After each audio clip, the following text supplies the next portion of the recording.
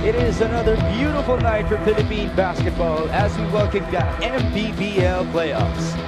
They will be going for the W.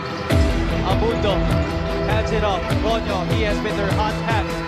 Ronyo, the basket, and one para kay Robin Ronyo. And the slam. Oh! Oh my goodness! The explanation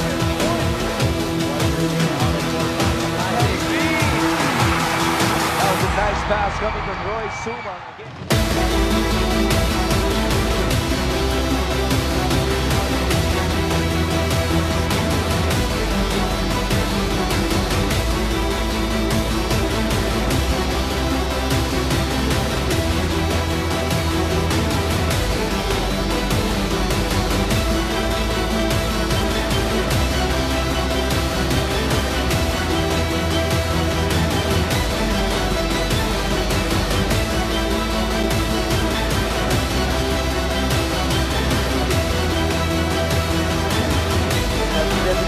This guy, boy!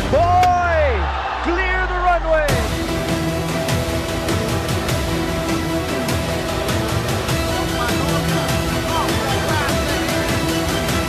Four-point play para kay Jong Valoria.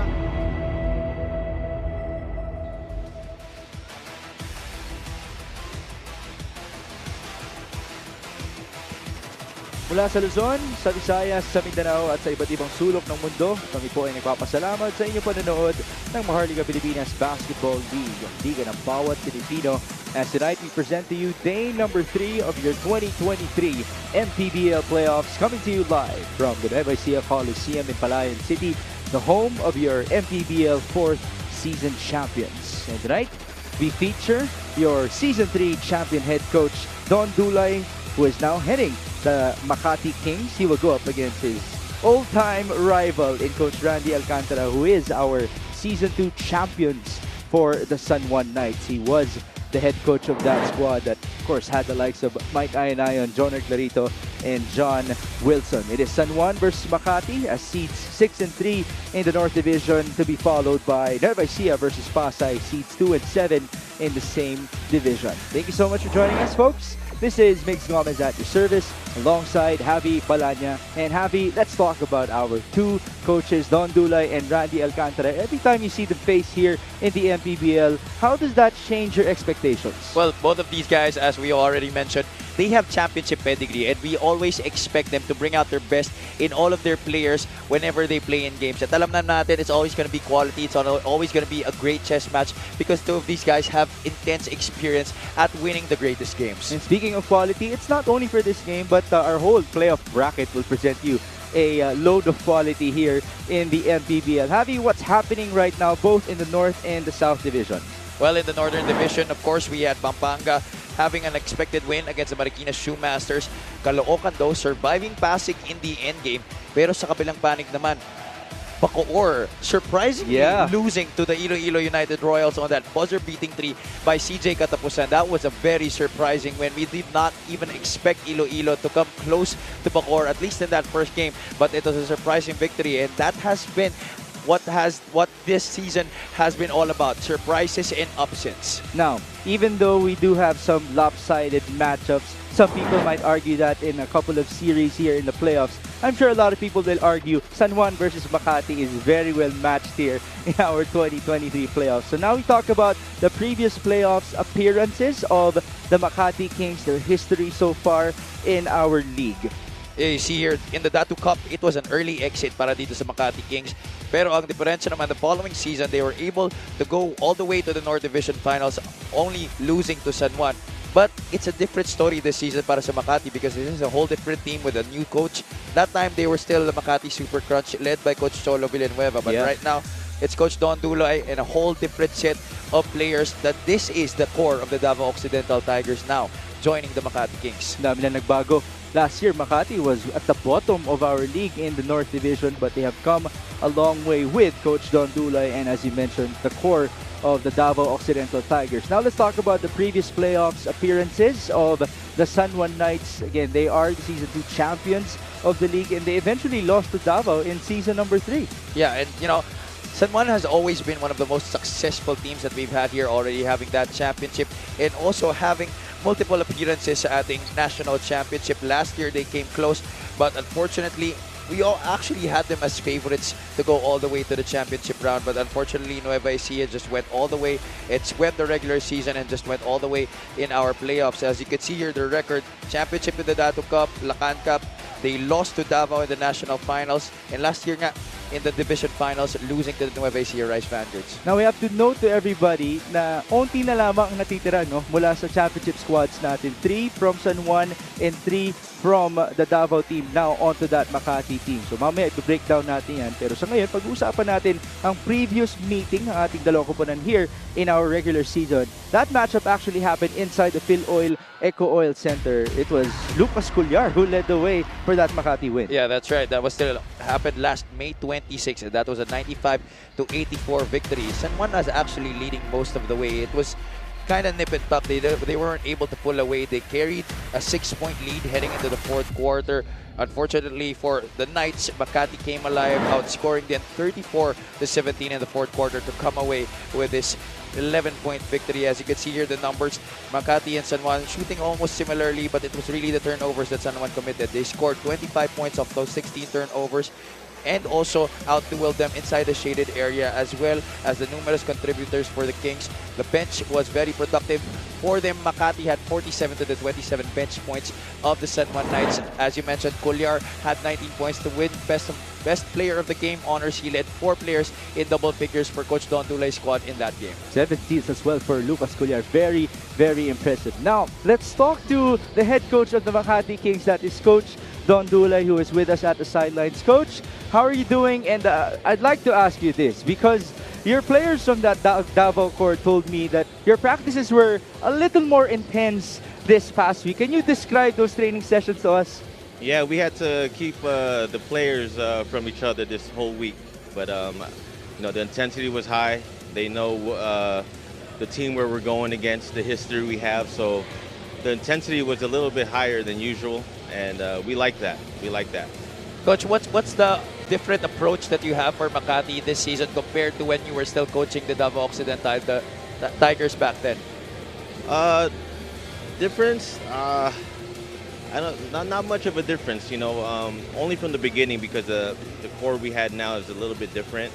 I mean, the younger guys, they had to learn how to play with the core. But towards the end of the season, they picked it up. Again, just to remind everybody, the 3 players from that championship team, that's Eman Calo, Joseph Terzo, and Billy Ray Robles. Everybody else is new for Coach Don Dulay here in this Makati Kings squad. Coach, good luck to you. We'll get back to you later on. But Javi, I'd like for you to react on those comments by Coach Don Dulay first. If you see or observe that your players have a different aura in your training sessions, how does that really also change your expectations, your outlook for a squad here in the playoffs? Well, ikaw mismo, you will be pleased because this is the attitude that you want coming from your players. You want them to bring it up a notch coming into the postseason. This is the most important part. You already move on from what happened in the regular season, and now you focus and get into a higher gear. So to see your players have that kind of intensity, this is really what you want. Even if medyo they had to keep them away from each other, as Coach Don Dulay mentioned, but that's okay. That's what you want coming from your players. All right. So now we are being joined by the head coach of the San Juan Knights, the captain coach in Season 2 of the Mpbl. That is Coach Randy Alcantara. Coach Randy, good evening to you. My question to you, Coach Randy, is every time you go up against Coach Don Dulay, ano ba yung paboritong aspeto mo when it comes to his coaching and your approach as well in coaching against him? Every time na magkakarap kami, siyempre, ready ka lagi. Yung execution ng offense niya plus yung defense. And of course, siyempre, yung mga energy guy na talagang naka-ready para humasal dun sa mga scorer namin. Of course, siyempre, ready mo rin yung mga players namin para sa mga ganong sitwasyon. Palagi namang kailangan yung preparation mo dito against Coach Dulay talagang detalyado rin sa mga players para ready talaga pagdating ganito ng especially ganitong playoffs. Now, Coach Randy, I'd like to ask you regarding your players. Outside, of course, of your regular contributors like sila Orlan Mamar, sino pa sa tingin mo ang kailangan mag-step up dito sa team na to? Kailangan lahat pati especially sa mga bigs namin alam naman natin na yung match up namin kay Celis, Robles, of course, syempre yung mga small guys nila, lahat halos yung first, second, third unit niya talagang kailangan pag-readyan namin. At kailangan namin din yung yung scorer namin at yung defender namin para maging maganda yung laban, makapag-compete kami. Coach, bumalik na si Zach Wang. Siya ba ang babantay kay Robbie Celis? Sana maka ready si Zach sa mga kailangan niyang assignment. Okay, thank you, Coach Randy, and good luck to you. This is going to be a great duel between Coach Randy Yes. Alcantara and Coach Don Dulay. And folks, I hope you are also as excited as we are to witness this battle between San Juan and Makati. I ask you this as a fan. If I'm going to let you choose between these two teams, do you have a choice? That's a very difficult question, and I'm really not happy that you put me on the spot for this. But you know, it's really a very tough decision, Mix. But I can't really see who has the obvious advantage here. I'm sure it's going to be a close game. I'm sure it's going to be a very quality-filled match with both teams putting a heavy premium on defense. You know, there's a reason why both of these coaches have already won championships here in the league because of their defensive mindset. That's why, because defense wins championships. Yes. Well, thank you, Javi, for indulging me. At hindi na natin patatagalin pa. Ngayon, we turn you over to Miguel Ferrer. Good evening, Mpbl fans, and it's good to see you again here at the Nueva Ecija Coliseum. Welcome to Game 1 of the best-of-3 quarterfinals matchup in the North Division between the third-ranked Makati and the 6th seed San Juan on the Nexus 88 Gaming Manny Pacquiao's Mpbl Season 5 Playoffs, presented by Extreme. Let us now meet the starters. First, entering their third playoffs appearance, the Makati OKBet Kings. Starting at guard, number 7, JC Colliar. The other guard, number 19, Eman Calo. Starting at center, number 25, Tonton Bringas. At forward, number 26, the Longo Superman, Billy Ray Robles. And the other forward, number 8, Robbie Celis. Their head coach is Don Dulay. Assistant coaches, Matt Macalintal, Rob Wainwright, Bo Salafranca, and Rick Season. Team manager is Paul Nugget. And now for their fourth playoffs appearance, the 2019 Mpbl Datu Cup champions, San Juan Knights. Starting at guard, number 10, Adrian Nokum. At center, number 26, Kevin Villafranca. Small forward, number 24, Nico Panganiban. Power forward, number 2, Mike Calisan. And at one guard, number 5, Orlan Wamar. San Juan Knights is led by the team owner, Honorable Senator Jingoy Estrada, with Randy Alcantara, Leon Garcia, and Nani Epondulan. Team consultant is the original Tapal King, Philip Cesar. Team manager is Jun Usman. Co-team owner is Jeremy Go. Referees for this ball game are Presenting the starters for Makati and San Juan, we have JC Colliar, Eman Calo, Tonton Bringas, Billy Robles, and Rob Celis for Coach Don Dulay. And then we have Adrian Nocum, Orlan Mamor, Kevin Villafranca, Nico Panganiban, and Michael Calisaan for Coach Randy Alcantara. We do have a theme for today, and that is different directions for San Juan and Makati, and I'm glad that we have that team because we also have to remind our viewers that Makati is coming into the playoffs with a 4-game winning streak, but Adrian Nocum and the San Juan Knights are coming into the playoffs with a 3-game losing streak. As we know, at the start of the season, by the middle part towards the end, San Juan was actually the number 3 seeded team in the north, but then they fell a couple of spots with the emergence of teams like Makati and Caloocan. But does that worry you when it comes to San Juan in the series? Well, obviously, if you're Coach Randy Alcantara, that's something that you don't want to happen to your team. As you want to carry a momentum coming into the postseason. But like I said earlier, you now move on from what happened in the regular season, whether it's good or bad. Now you're in the postseason. Seedings don't really matter anymore here. Wala naman tayong twice to beat advantage, no? So it's really getting into the series with a fresh new mindset that you're gonna win all of your games, try to win most of your games to get all the way to the most important part, the championship round. As much as we have valued home court advantage here in the playoffs as well, remember Makati still hasn't had a home game this season, so we'll wait for further announcements regarding that. And at the same time, we were already witnesses to that Iloilo victory versus Bacoor just last Saturday, a testament to anybody being able to win in the playoffs even though they're on the road. Yeah, of course it gives you an edge. Syempre, you're more comfortable playing on your home floor, but just like what happened there in that Bacoor Iloilo match, it's really how you play inside the court that matters. The energy from the crowd will only give you a certain edge, but it's really how your players play on the floor. Great basket right there by Tonton Bringas off of that feed by Lucas Culyar, who, as we mentioned, was the best player in that San Juan versus Makati game in the regular season. Tonton Bringas, by the way, Javi, he has been very impressive in his career in the Mpbl. His first stint was with Basilan when he reached the South Division Finals. Last year, he was a champion with Nueva Ecija, and so he only has high standards for himself. Yeah, it's no secret why he keeps on getting on teams that have successful runs. It's because he himself, he has developed a great winning attitude. That's why winning teams want to get him on their squads. He brings a lot of toughness, he brings a lot of discipline, and he plays hard whenever he's on the floor. Right now the ball is with Billy Ray Robles, who hands it off to Eman Calo.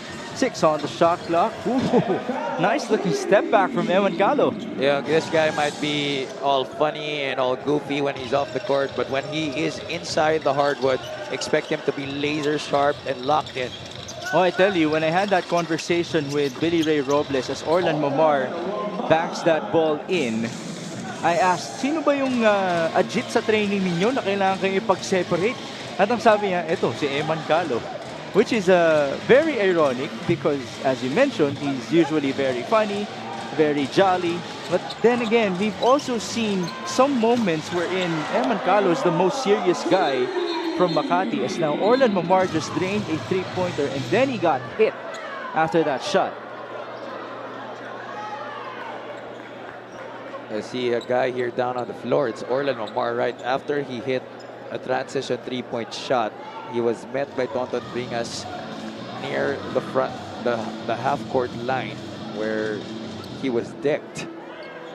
It's not clear whether it was intentional or not. That's why our referees are checking now on the review tape. Now Orlan Momar now seems to be okay. We will be hearing from Miguel Pere about the official announcement.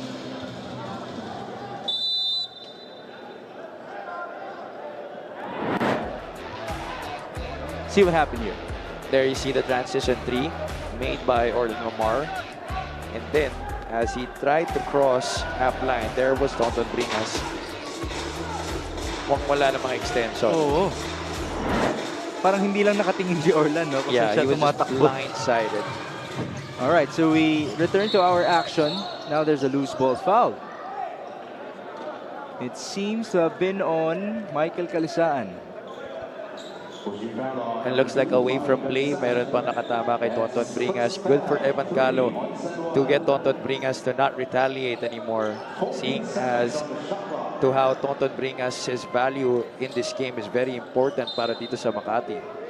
Baseline inbound, Lucas Culyar. Over 2 minutes gone by in game number 1 for Makati versus San Juan. That's a miss by Bringas. And here comes Nico Panganiban. Excellent way for Villafranca to move his feet and challenge that shot, putting Bringas in a very difficult situation to hoist up that hook. A lot of physicality inside. Now there's a foul on Tonton. But the way things are happening makes this is going to be a long game. Well, I'm sure a lot of people expected something like this. Doesn't even feel like this is a number 3 seeded team versus a number 6 seeded team. It is more like a 4 and 5. Nico Panganiban goes to Orlan Momar. met by Robbie Celis. There's a mismatch inside. Michael Calisaan spinning his way, double teamed. No basket, offensive rebound. They go to the right, Panganiban fires and scores. If Panganiban will be able to hit his three-point shot at a consistent rate here in this series, he will definitely be very tough to guard. I hope everybody still hasn't forgotten the fact that Nico was an all-star last year for Gensan, as now a charge was called on, was that Eman Calo? Yeah, that's right. He was trying to set an off-ball screen for, I believe it was Billy Ray Robles. But let's look at the three-point shot here. Late challenge by Billy Robles, and it looks like Panganiban has really worked on that outside shot entering this series. He knows that Makati will be anticipating his flashes to the basket. That's what he's known for. That's 2 threes already in this game for San Juan, as opposed to 1 for Makati. There's the pass to the Ilonggo Superman. No conversion, and here comes Orlan. Omar surveys and passes. Nokum fakes up and under for 2 points. What a thing of beauty right there. Adrian Nokum just very relaxed while heading into that 3-on-1 break. Pass fake to the side and then finishing with the right hand inside scoop. What a great score there by Nokum. 12-5 now, no foul inside. Numbers for San Juan. Panganiban behind the back. Great recovery though from Billy Ray Robles. Well, 2 highlights on that play. You got that good behind the back pass from Nico Panganiban getting into Michael Calisaan. Let's hear. This was the play by Adrian Nokum. Great finish. And this move is brought to you by Nexus 88 Gaming, the all-star for the San Juan Knights. That's Adrian Nokum. Now there's a charge on Orlan Wamar.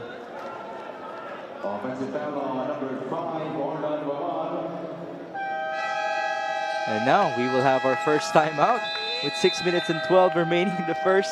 The score is 12-5.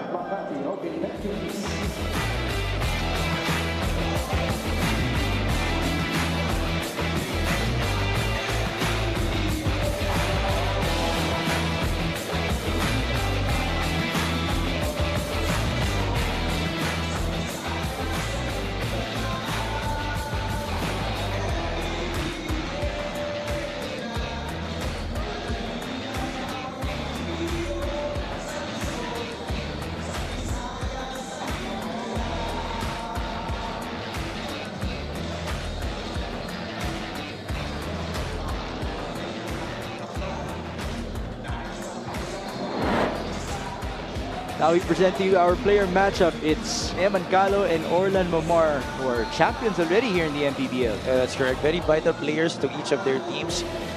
They're good scorers. Orlan Momar, though, is the lead point guard and the franchise player for the San Juan Knights. He really sets up the table and everything begins with him. But for Eman Calo, one of the best two-way players here in the league, his experience will be important to Makati, especially in their run here against the very talented San Juan squad that's led by another champion coach in Randy Alcantara. By the way, Eman Calo is an all-star as well. I hope we give him enough credit for his improvements throughout the years here in the Mpbl. The score is 12-5 with 4 minutes gone by in the opening frame. That's a miss by Robbie Celis. Here's Orlan. Our Mpbl 3-point king goes to Calisaan. Back to Omar with 14 on the clock. Nico Panganiban against Billy Robles. Panganiban backing down, going to the other side. Basket and one. What a very patient move right there by Nico Panganiban. That's something that you don't see every time. Someone posting up and trying to back down Billy Robles, one of the strongest 2-3 players here in the league. And yet Nico Panganiban unfazed, going into that play, backing up the Ilonggo Superman and finishing on the other side of the ring.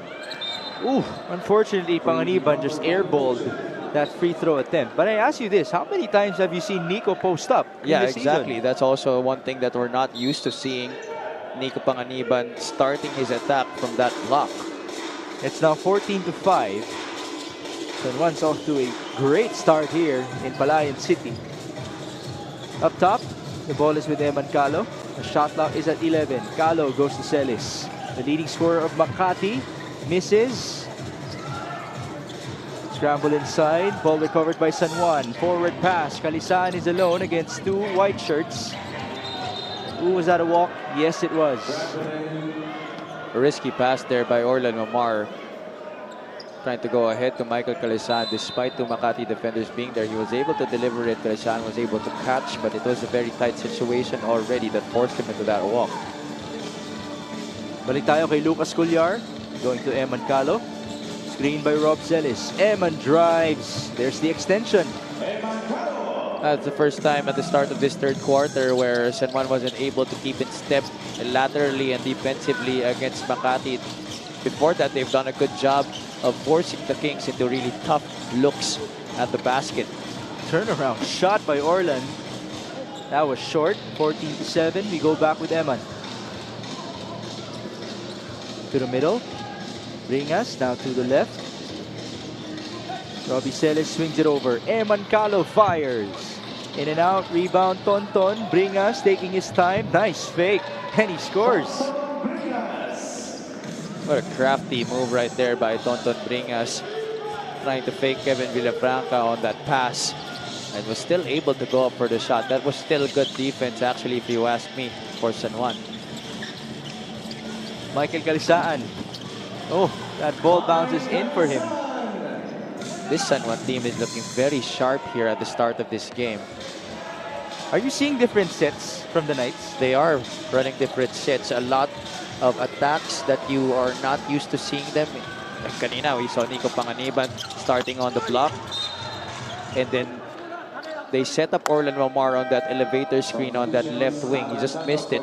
But I haven't really seen a lot of that from the Knights in the regular season. So definitely Coach Randy Alcantara bringing some new structure to the offense in their first game of this series. Well, this is what makes them champions. With all of the adjustments that they have made in the history of Mpbl playoff basketball, as now we welcome back Joseph Terzo. By the way, we are just so happy that he is healthy. A couple of weeks ago, he hurt his head in Valenzuela, but he is good to go. Nico Panganiban drives. Ball stolen away. Here's Terzo. Makati is down by 7. Robbie Celes off of the horns play. Now against Villafranca. Robbie drives. No basket. Takbo tayo sa kabila. Mamar down the middle. No conversion there. Ball out of bounds in favor of Makati. Celes has not yet been able to score yet in this game. They have been doing a good job on him defensively. Talking about San Juan, they know that if Robbie is able to get his production in this game, it's going to be a big chance for Makati to end up with a victory. They have a couple of subs. Zach Wang now makes his return for the San Juan Knights. He had a nerve problem for a couple of weeks. He's good to go. AC Soberano has also checked in. Robbie Celes. Crossover. There's the pass. Joseph Terzo. Off to the right. Rebound Robles. Nice pass inside. And Santos is fouled. Jeff Tahonera with some extra motion. That's very unnecessary coming from Tahonera. Alan Santos wasn't even doing anything. I actually thought Alan knew that it was coming. See what happened here. Yeah, there was the miss. Good challenge by Nokum as he came up with the foul. Well, there was an extra motion by Alan Santos after the shot. Medyo nabagsak kanya ng kanyang braso si Zach Wang. It wasn't really something that hurt Zach Wang. So I don't really see the reason for Jeff Tahonera to come back and try to seek revenge on Alan Santos for what he did to Zach Wang. And you're leading right now by 7. You've been doing great so far on both ends of the floor. This could be a momentum changer para sa kanila. You know, you give the referees a chance to give a free throw, maybe an unsportsmanlike foul even, I don't know. But you're gonna have to take care of your emotions, keep it in check, and make sure that you just play the game the right way, the way that your coaches planned it out, and don't do anything out of the ordinary. Well, there already is an expectation that it's going to be a physical match. Exactly. correct me if I'm wrong, but back in the day, what Jeff Dahonera did was like That's normal. an enforcer type of thing. Yeah, Yeah, that natanggap was ng mga normal. tao. Based on the stories that we've heard by Rudy Distrito. Actually, mabait pa nga yun eh. Oo. Pero sa ngayon, parang si Rudy Distrito, dapat nagbabago rin tayo. Tama. Lahat tayo peacemakers na. It's not as if Zach Wang, as you mentioned, got hurt. Si Zach Wang pa, he barely gets hurt. Again, let's see what happened here. There was the foul by Wamar. And then, you know, Wang was already moving into the picture. And then Taonera gives a slight bump. Well, it was really something to just maybe remind Alan Santos na, you know, I'm going to be here for my teammate no matter what. But still, you know, it's not a legal play. Ironically, Alan Santos would have done the same thing Yeah. for the Makati Kings, maybe back in his day. And so we are awaiting the official call. The referees are now talking to Miguel Perey. This is game number 1 for seeds 3 and 6 in the north. Now there seems to be another clarification going on. All right, so let me just invite everybody. Folks, this is only the first game for today. Later on, it's Nevaisia versus the Pasay Voyagers in their version of game number 1 in the North Division quarterfinals. You never know what upset might come if you watch a game, or it might be another home court defense for the Rice Vanguards, who are still undefeated here in Palayan City this season. In fact, they've only lost once in the Nueva Ecija Coliseum. That's to San Juan in the finals last year. Foul on number 5, Orland Wamar is second. Foul on number 11, Jeff Tahonera. Penalty situation. Curious. So that's 2 personal fouls. Yeah. I was expecting they would give maybe just a warning. Yeah. It wasn't really very drastic, but they called a foul, and first time I've actually seen that. 2 fouls called on 1 play. Same here. So what does that mean? 2 free throws and ball possession? Or 4 free throws for Alan Santos? Yeah, that's pretty weird. Let's see what's gonna happen here. That's 2 made free throws by Alan. And yes, ball possession. Oh no, No, it's 4 free throws. 2 free throws for Alan Santos. Okay. Wow, okay. Well, if there's anything in the world that doesn't change, it's change in itself. So this is the change for today. Oh, you learn something new every day. Yeah. How about Alan Santos making his free throws, by the way? 4 out of 4. Almost. You almost jinxed it. 16 to 13. Under 3 minutes in the opening quarter. Marvin Taiwan against Joseph Terso. Here's Tahonera, back to Marvin.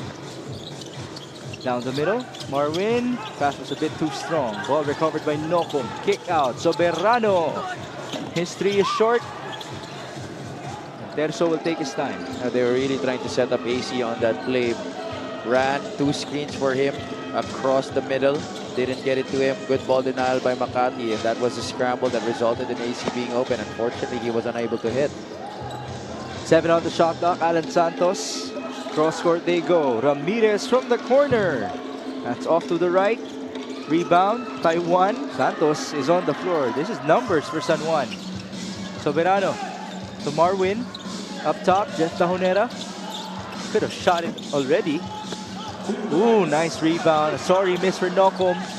The ball is still with San Juan, and now Zach Wang will proceed to the stripe. Good relentless effort there by the Knights, despite getting a number of good looks on that play. Did not give up, really kept at it on the offensive glass. Good rebound by Nokom. Unfortunately, he missed. Good thing Zach Wang was there to clean up the mess. Would you argue that that has really been the formula all season long for San Juan? Their forwards needing to do extra work on the glass because they don't really have traditional centers, as many centers as compared to the other teams, but they do have athletic forwards. That's correct, and you know, to go with that, they don't have that much big names compared to the other teams. They really had to rely on their teamwork, their energy, their effort, and that is what has carried them to this number 6 seed in the playoffs. But boy, having both Nokum and Wang on your lineup, that's a different type of privilege right there. 3 on the shot clock for Makati. Alan Santos will fire. That's an air ball, which means it's a shot clock violation. And Knights continue to play excellent defense here in the opening quarter. Makati has been able to get into their sets. Unfortunately, there hasn't really been a definite point of attack in all of those offensive schemes because San Juan has been doing a good job of denying each and every option.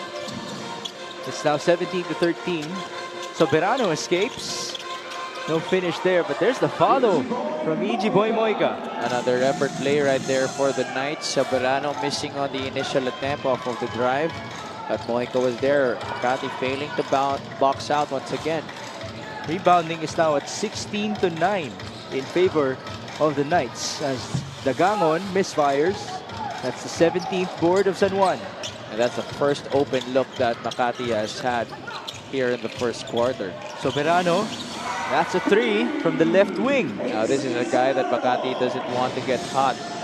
Soberano is a very streaky shooter from the outside. AC is number 5 in the league in three-point shooting percentage at 39% efficiency. Down low, Arana tried to seal to no avail. 6 on the shot clock. RJ Ramirez off of the switch. Not much spacing. Then he escapes, and there's the lefty layup. One of the rare moments here in this quarter that San Juan has made an error defensively, allowing Ramirez to get in for that lefty scoop shot. Taiwan runs to the other end of the floor. That was a good look for Marwin, but then again, we will end the first quarter off of that miss. It's 22-15. I'm sure you were really impressed with Coach Randy Alcantara's game plan coming into this matchup, as this assist is brought to you by Nexus 88 Gaming. The kick out to AC Soberano. Yeah, aside from the defense, which obviously we did expect coming from both coaches, but it was really the new sets and the new movements on offense that Coach Randy Alcantara ran that I'm sure stunned Coach Don Dulay and his preparation heading into this game that made it hard for Makati to stop the San Juan Knights attack offensively here in the opening quarter. Although, folks, it is very early to tell because this coaching rivalry has gone on for 3 years already in the Mpbl. This is only just one quarter. This is a 3-game series. Already with 1 championship apiece, I'm sure the duel will just grow stronger and stronger for both Coach Don Dulay and Coach Randy Alcantara. 10 minutes gone by. It's 22-15 in favor of San Juan.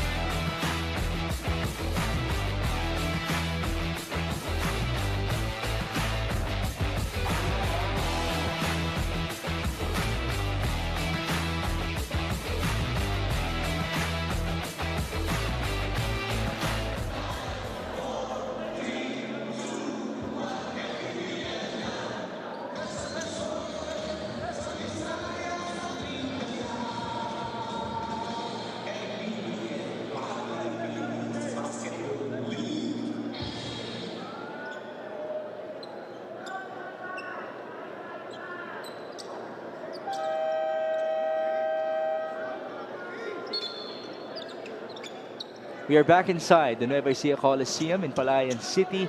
This is game number 1 for the San Juan Knights and the Makati Kings in the North Division quarterfinals. Thank you for joining us, folks. This is Mix Gomez at your service alongside Javi Palanya. And we have talked about the theme of having 2 champion coaches duel each other again here in the Mpbl playoffs. So far, it's Coach Randy Alcantara winning it after the first frame. Yeah, but we expect Coach Don Dulay to come out hard here at the start of the second quarter. Try some different adjustments. As you see here, the first quarter field goal story from both teams. 9 out of 20 for the Knights and 5 out of 20 for the Kings in that opening frame. Alan Santos just scored for Makati off of that low post move. Santos is being joined by RJ Ramirez, Dave Arana, Joseph Terzo, and Gat Dagangon as AC Soberano answers back for San Juan. I expect the Knights to continue to find AC Soberano. He doesn't really play heavy minutes when he's on the floor, but whenever he is, the Knights really try to locate him and set him up with multiple ball screens and off-ball action. Soberano, heat check. That time around, the shot was too strong. Great effort by Mojica.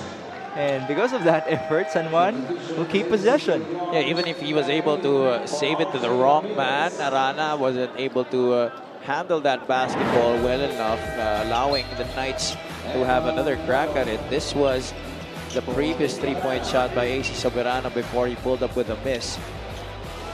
See, he doesn't need a lot of daylight to get a good look. All he needs is one sliver of opening. Three-point shooting natin. Close to 50% for San Juan and only 12% for Makati. As now a charge was called on the enforcer of San Juan. It's Kuya Jeff Tajonera.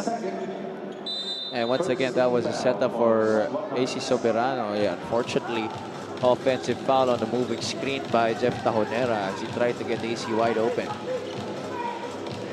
Balik tayo sa Makati. Dagangon on to Culyar, met by Mojica. Off of the switch now. Culyar sizing up Zach Wang. That's a tough matchup. Kick out. Dagangon. Back to Lucas. He fires quickly. That's short. How many teams can boast of that switch on the pick and roll defense and have the big be still equally matched up with the guard?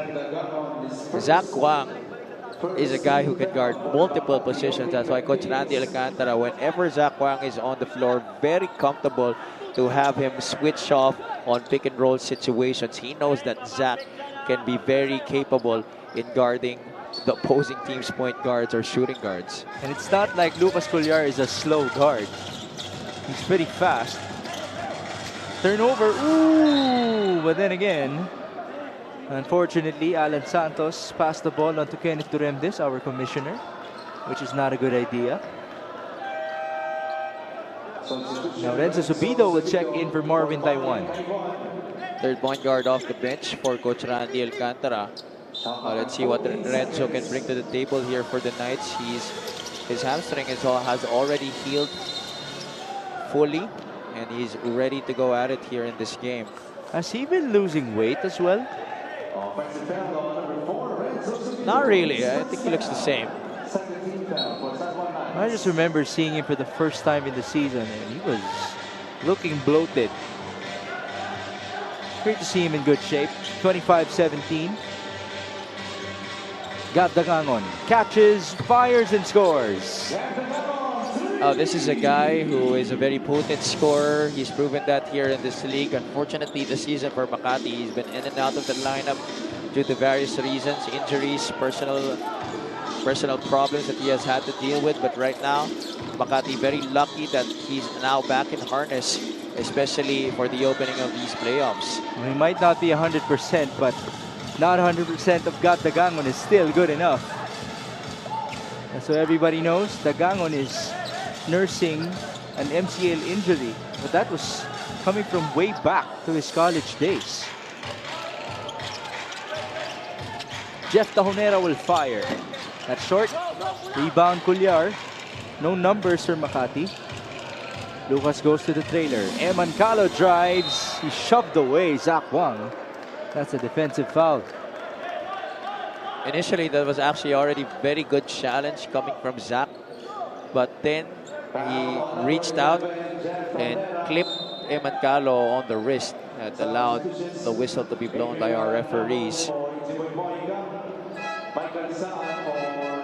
We have a couple of substitutions. Lee Bugsang is now in for San Juan. This is actually a Another piece of good news for San Juan. Remember, Ribuk Sang missed a couple of games as well for the Knights. He wasn't there in that Nueva Ecija matchup. At some point, he had a streak of starting center roles for Coach Randy Alcantara. Itong si Ribuk Sang. He's another mobile big para sa kanila who brings a lot of effort plays whenever he's on the floor. Not really the tallest of bigs, but you can see his production really comes on the defensive end para sa kanila. It's already a bonus once he gets his points on the board, but he has developed that perimeter shot, that 15 to 18 foot jumper that has been very profitable offensively numerous times this season for the Knights. Here, season averages for both squads. San Juan, surprisingly, the second most productive offensive team this season at 88 points per game. That's still from a team that doesn't really have a lot of household names in the league, mostly made up of effort and energy players. At some point of the season, it was actually even Ron Dennison who led this team in scoring.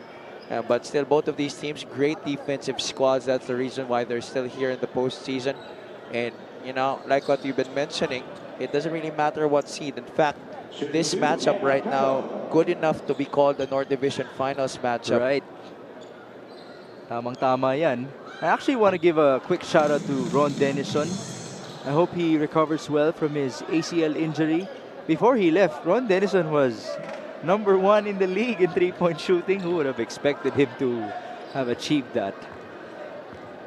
To your point, yes, what a nice matchup this is. I remember you said in our first coverage in Pampanga that seeds 1 through 6 can be considered as title contenders in the North Division. Ooh! Renzo Subido just crashed onto the sideline as the Gangon got the ball and the layup to go. A mishandle of the basketball right there. Subido tried to go for the crossover in the backcourt. That's something that the Knights don't want to happen. Unforced turnovers. And you know that Makati will always try to capitalize on that. That's Gap the Gangon finisher. And here was Cuellar picking up the save. And here the Gangon finishing once again. Yeah, Cuellar wasn't even too near on Renzo Subido. Just a very unfortunate circumstance right there for San Juan. Lead is down to 1.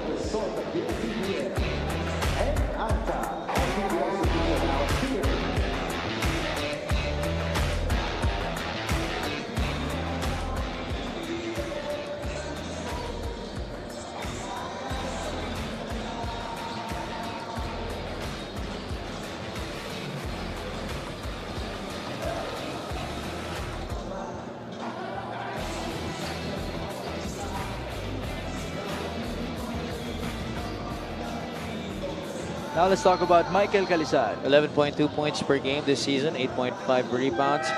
This is a guy that when Ron Dennison came out really carried the cudgels para dito sa San Juan and has been their leading scorer this season. He's done a good job of holding the fort despite other bigs being taller than him, but he has been a very proven big man here in the league going up against the big names inside the shaded area. Hindi rin ganun kadali mag-move on, no? Kay Dexter Marquez last year na partner in crime niya. Then again, he has led a couple of youngsters like Ribuk Sang, Zach Wang as well, to accompany him in the front line of the Knights. Now, Calizan is being joined by Ugsang himself, Adrian Nocum, AC Soberano, and Orlan Romar. No baseball pass. Orlan will get the ball back. The lead is 1, 25-24 with 3 minutes gone by in the second quarter. Nocum will go to Reeve. Ugsang, handoff, Soberano, this time from the mid-range, in and out. Rebound Ugsang, sorry miss. Now he's fouled. Another offensive rebound here by the Knights. We've already mentioned how Ribuk Sang is able to contribute on the glass. That time, highlighting his rebounding prowess by going up really high for that board. I'm still concerned about this Makati defense here. They haven't really been doing a good job of boxing out. Our rebounding story is 22-13. How about the offensive rebounds as well of San Juan? Let's check that. Already 8 on the offensive glass for the Knights. Dave Ubsang is at the stripe. Welcome back to him as well. And I hope that San Juan will remain complete until wherever they can achieve here in the playoffs. Ubsang just missed his first gimme. Kanina na-mention natin si Ron Denison. Babatiin din natin si Senator Jinggoy Estrada at si Richard Albo, who's also recovering from an ACL injury. Get well soon, sir. That's 2 misses from Ubsang at the stripe. Lucas Gulliar will drive and kick. Terzo onto Dagangon. Here's Eman Calo, 2-man game. Calo will go to Gab. Dagangon pulls up. That's too strong.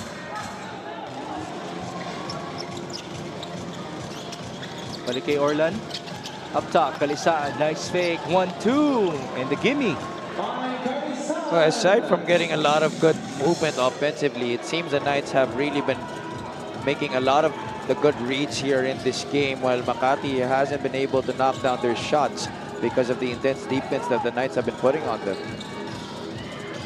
Nice fake. Eman Calo. Ooh, unfortunately, he was called for a walk. Yeah, got a little bit too excited when he got this defender off his feet. Just unfortunate for Mr. Eman Calo, who's usually the most animated and entertaining player of the Makati Kings. Let's see what happened here. This was a good find by Alan Santos. Yes. Ayun, gumalaw din yung kaliwa. Yeah, he hopped a bit. Yung una palang traveling na eh. Alright, sorry sir, but not this time, Mr. Calo. We'll take a short break, folks. The score is 27-24.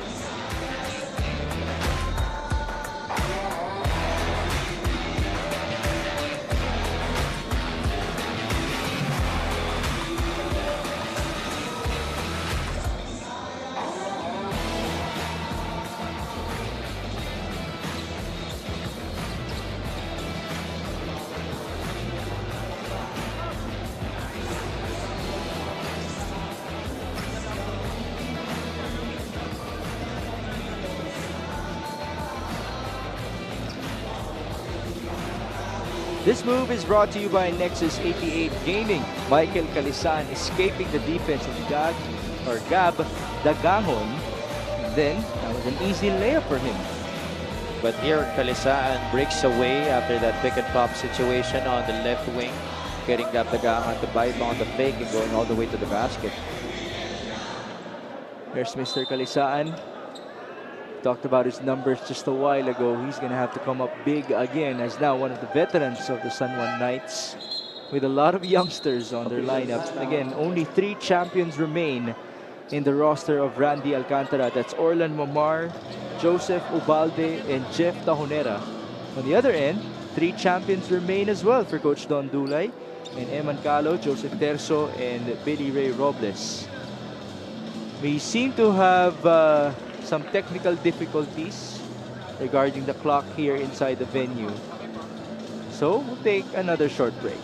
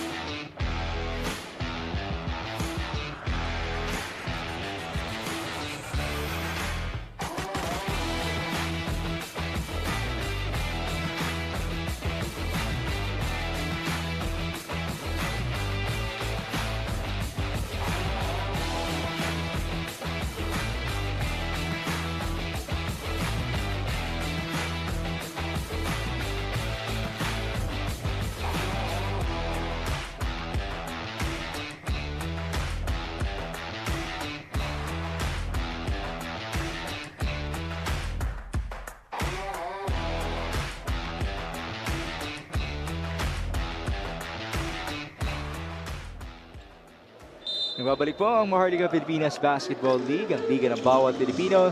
Thank you for your patience, folks. This is Mix Gomez alongside Happy Palanya for Game 1 of Makati versus San Juan in the North Division quarterfinals. The score reached 27-24. Make that 30-24 after that three-pointer by Orlan Mamar. A great ATO play right there para kay Coach Randy Alcantara. Modified horns play, making Orlan Mamar come out of it with an open three-point shot.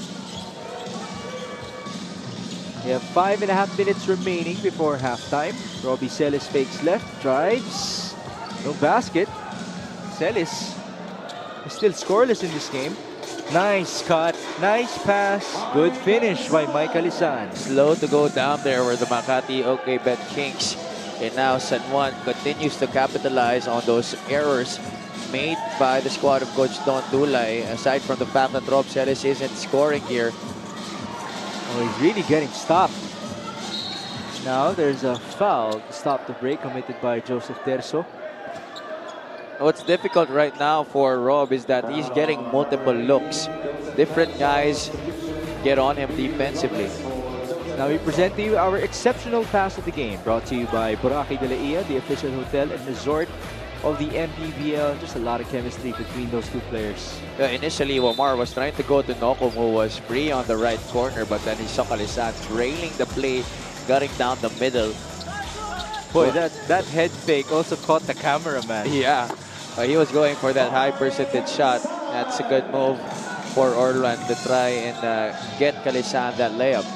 A quick 7-0 run here by San Juan off of our stoppage.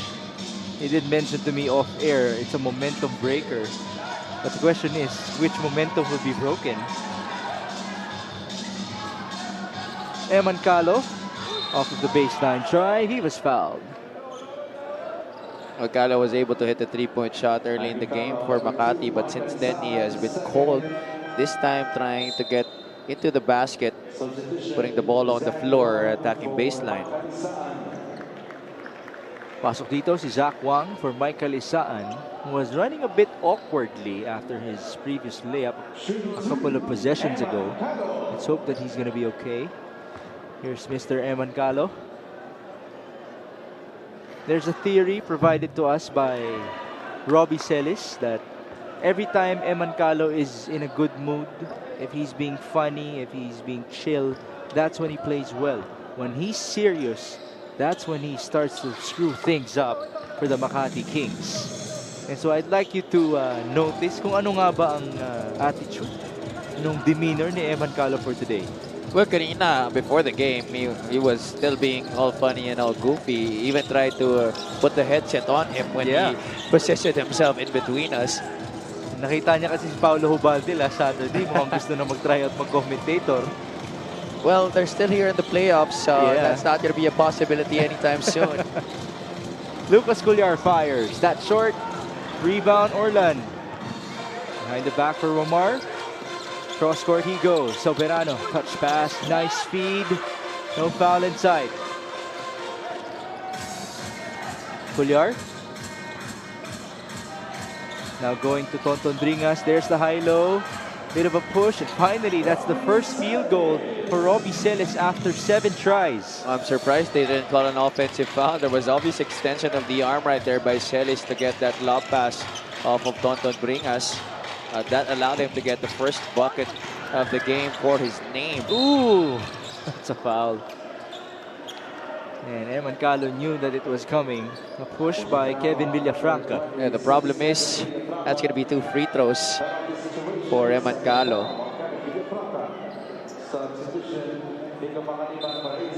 It's a simple explanation. Penalty na po itong San Juan Knights, which was the explanation, by the way, in the first quarter when we were able to witness 4 free throws off of Alan Santos. Eman Calo misfires. What's his free throw shooting so far? That's 3 out of 5. Great job by our graphics team, our production team as well, right on cue. Eman Calo with 8 points, 3 out of 6 free throw shooting, and there's a loose ball foul on Tonton. very unfortunate and very uncharacteristic as well for Eman Caro to miss 3 straight free throws. That's 2 fouls on Tonton Bringas. Now Adrian Nocum calls for 2. Zach Wang hands it off. Orlan Momar and San Juan are up by 7 here with 3 minutes and 15 remaining in the second quarter. Momar. Screen by Zach Wang. 7 on the shot clock. They go to Nico Panganiban. Nice fake. Dribble pull up. Yes. Well, if there's one guy that's benefited from the new movements that San Juan has been doing in this game, it's that guy, Nico Panganiban. Very good percentage so far in this game. As you look at the field goals this quarter, both squads 6 out of 14. A lot more attempts for the Knights owing to their offensive rebounds. Makati's in trouble again with the shot clock winding down. 4 seconds. Robbie Celis double team. Tough shot. There's a foul. That is what you call improvisation.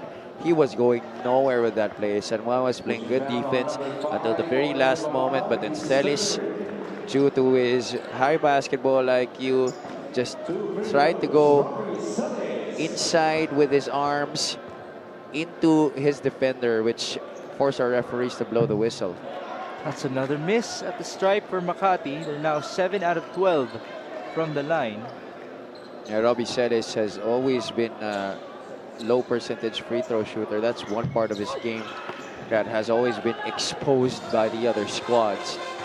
Even though he's a great scorer, a guy who can knock down the outside shot, take it off the bounce, and post up as well, his free throw shooting has always been suspect. That's really weird, no? For a guy who has a good touch, as Orlan Momar drains a mid-range jumper. This is a guy who has a good touch from everywhere. He is, after all, our three-point king in the Mpbl, as Celis drives and misses again. Then there's a loose ball foul on Tonton. That's free throws. That's going to be number 3 as well on Bringas. He has to be able to control his fouls. He's a big piece of Makati's frontline rotation. There's the jumper by Orlan Momar off of the screen. Again, we have seen different sets by Coach Randy Alcantara in this game, and you can really see the fluid motion off of the Knights, the confidence as well, booming from its players, or his players, itong si Coach Randy. I mean, Nico Panganiban himself is such a great example. That's a guy who has struggled with his confidence all season long. Now, yes, he had to make a very big adjustment of playing within a system that was more freewheeling compared to Coach Randy, who has a lot of plays in his playbook. And, you know, this is a team that really is predicated on a lot of movement and a lot of off-ball action. That's why it was quite an adjustment for Nico Panganiban, but he's looking very good right now. At least the time is right for Nico. This is the biggest lead now being faced by Makati. And they still couldn't cut through. The hard work is there. Another denial, out of bounds, baseline inbound. That was Bing blocking it from behind. Kakapasok pa lamang, but already an impact in this game defensively. Terzo takes it out. He will bring it in. Looking for a teammate. Joseph will go to Tonton Bringas. Back to Terzo with 8 on the shot clock. They swing it to the left. Billy Ray fires. That's short.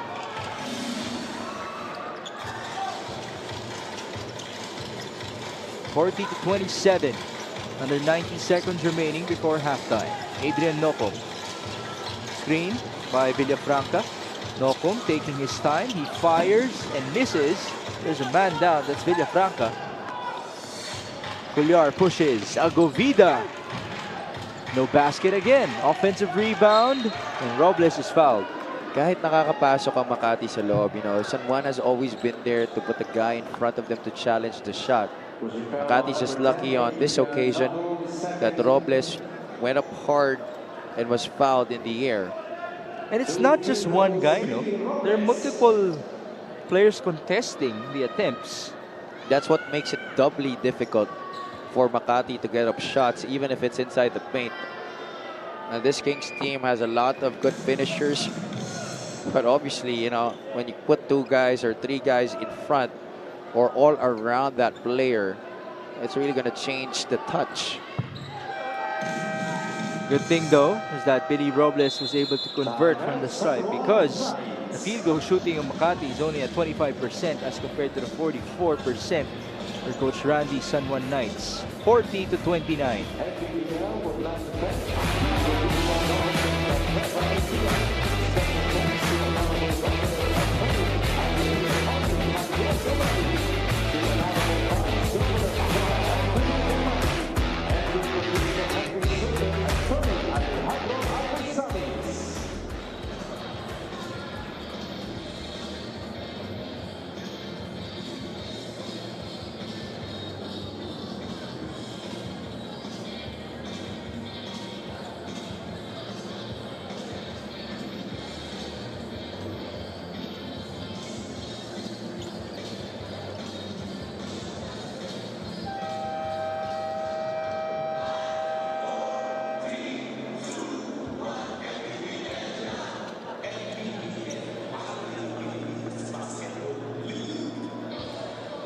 You see our Mpbl VIPs, Emer Oreta, Seth Amora, Joe Ramos, Kenneth Durendes, Rudy Distrito, and Satar Macantal, all at the sideline for our Mpbl playoff action in Palayan City, Nueva Ecija. Thank you for joining us. This is Mix Gomez at your service alongside Javi Palanya. The score reads 40-29 in favor of our Mpbl Season 2 champions, the San Juan Knights. 54 before halftime. That's 2+1 for Adrian Nocum. Even individual defense, not good for Makati in this game. That was highlighted by Adrian Nocum on that drive. Makati did a good job of denying the first option, which was the elevator screen on William Bing on that left corner, which forced Adrian Nocum to bring his defender one-on-one. Still finishing despite the contact. Continues to impress here in this league. That's 4 points with 3 boards and 3 dimes now for the All-Star. And Adrian Nocum, there's Coach Randy Alcantara barking out instructions as usual. 43-29, 45 seconds. Heat Agovida against Zach Wang. Agovida off of the switch. There's the double. Agovida in trouble. He was fouled. Put on the brakes at the last moment. Good for him to control his momentum, to force his defender to foul him as he went up for that shot. That's very difficult when you're going down the baseline in a forward motion to put on the brakes on the 1-2 step. That's usually a motion going into a layup, but Agovida, because of his experience, able to do so. That's the first point of Keith Agovida in this game. Can't forget about just how deadly he can be as a scorer. He set a record back in high school. You remember what number that was? It was 82 points before it was broken by another fellow JRU Light bomber by the name of Joshua Sarat, who scored 89 points. And then in the middle part of our season, remember, Keith Agovida was the one who lifted up Makati against the Pampanga Giant Lanterns in Muntinlupa. That was an overtime win for the Kings. Now there's a steal. There's a 1-second differential between the shot clock and the game clock. Lucas Cullar against Dico Panganiban. Screen by Bringas. Lucas is taking his time. Down to 7 seconds. Lucas will go to Tonton. Bringas to the right. Terzo fakes. Step back 3. That's short. Now Nocum was hit at the last second. Was there a whistle blown? It looks like he was hit on the mouth. And that's not going to be good if it's going to be against Tonton Bringas. He already has 3 fouls. Itong si Tonton. Boy, the play was already over. Then bad news can spell out for Makati. Yeah, again, Mix, you know, we've talked about how both teams need to try to control their emotions in this game. We expected the physicality to already be at a high level because of how both teams put a heavy premium on defense. That's really going to happen.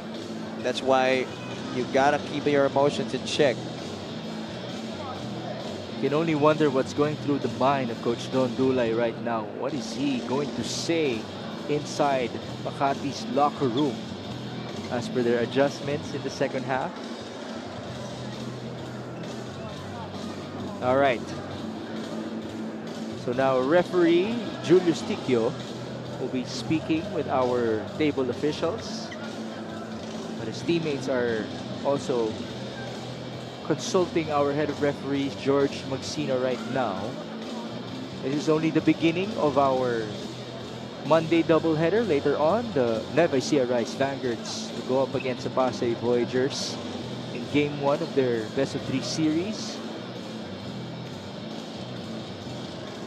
Ladies and gentlemen, official time remaining in the second quarter. So the time is 2.2 is seconds. reset to 2.2 seconds. San Juan will have possession.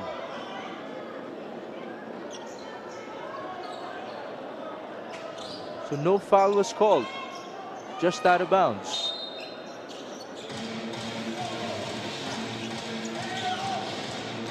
Nokum will try from half court. Almost made it. That had a will good do line. it. Yeah, diretso, malakas lang ng onte. It's a 12-point lead at halftime. Well, again, you know, San Juan just making the right reads. Their new plays here giving trouble for Makati to read them and force them into situations where they couldn't make baskets. But unfortunately for the Kings, it has been a very good game para sa Knights, and they have really clamped down on defense against the squad of Coach Don Dulay. See the numbers of Michael Calisaan. Better than 50% shooting from the field with 10 points, a couple of rebounds to his name. Well on pace for a double-double again. That's Mr. Michael Calisaan. The score at halftime is 43-31, and now we lead you into our Mpbl recap of our games in Bacoor last Saturday.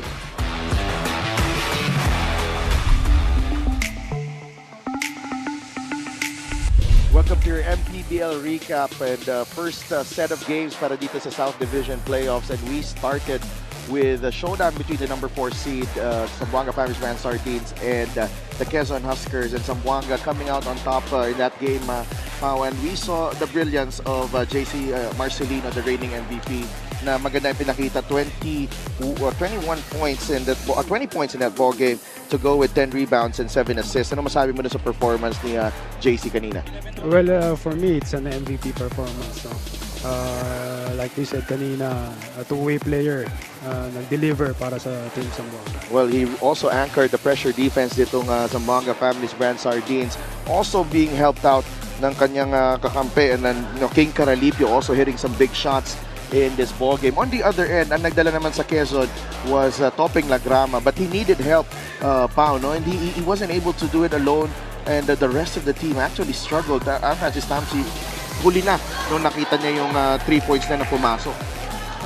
I think for the next game nila, the veterans of Quezon needs to step up. Oo, no? So malaking bagay yan for Quezon to get back into this series as they go to Zamboanga for Game 2. No? Kailangan bumawi itong mga veterano ng Quezon. Zamboanga can close it out at home and reach the next round. And in the second game naman, it was a thrilling finish as Iloilo United Royals won over the Bacoor City Strikers, a giant upset para dito sa number 8 seed na Iloilo over Bacoor. Dito pa sa bahay ng Bacoor.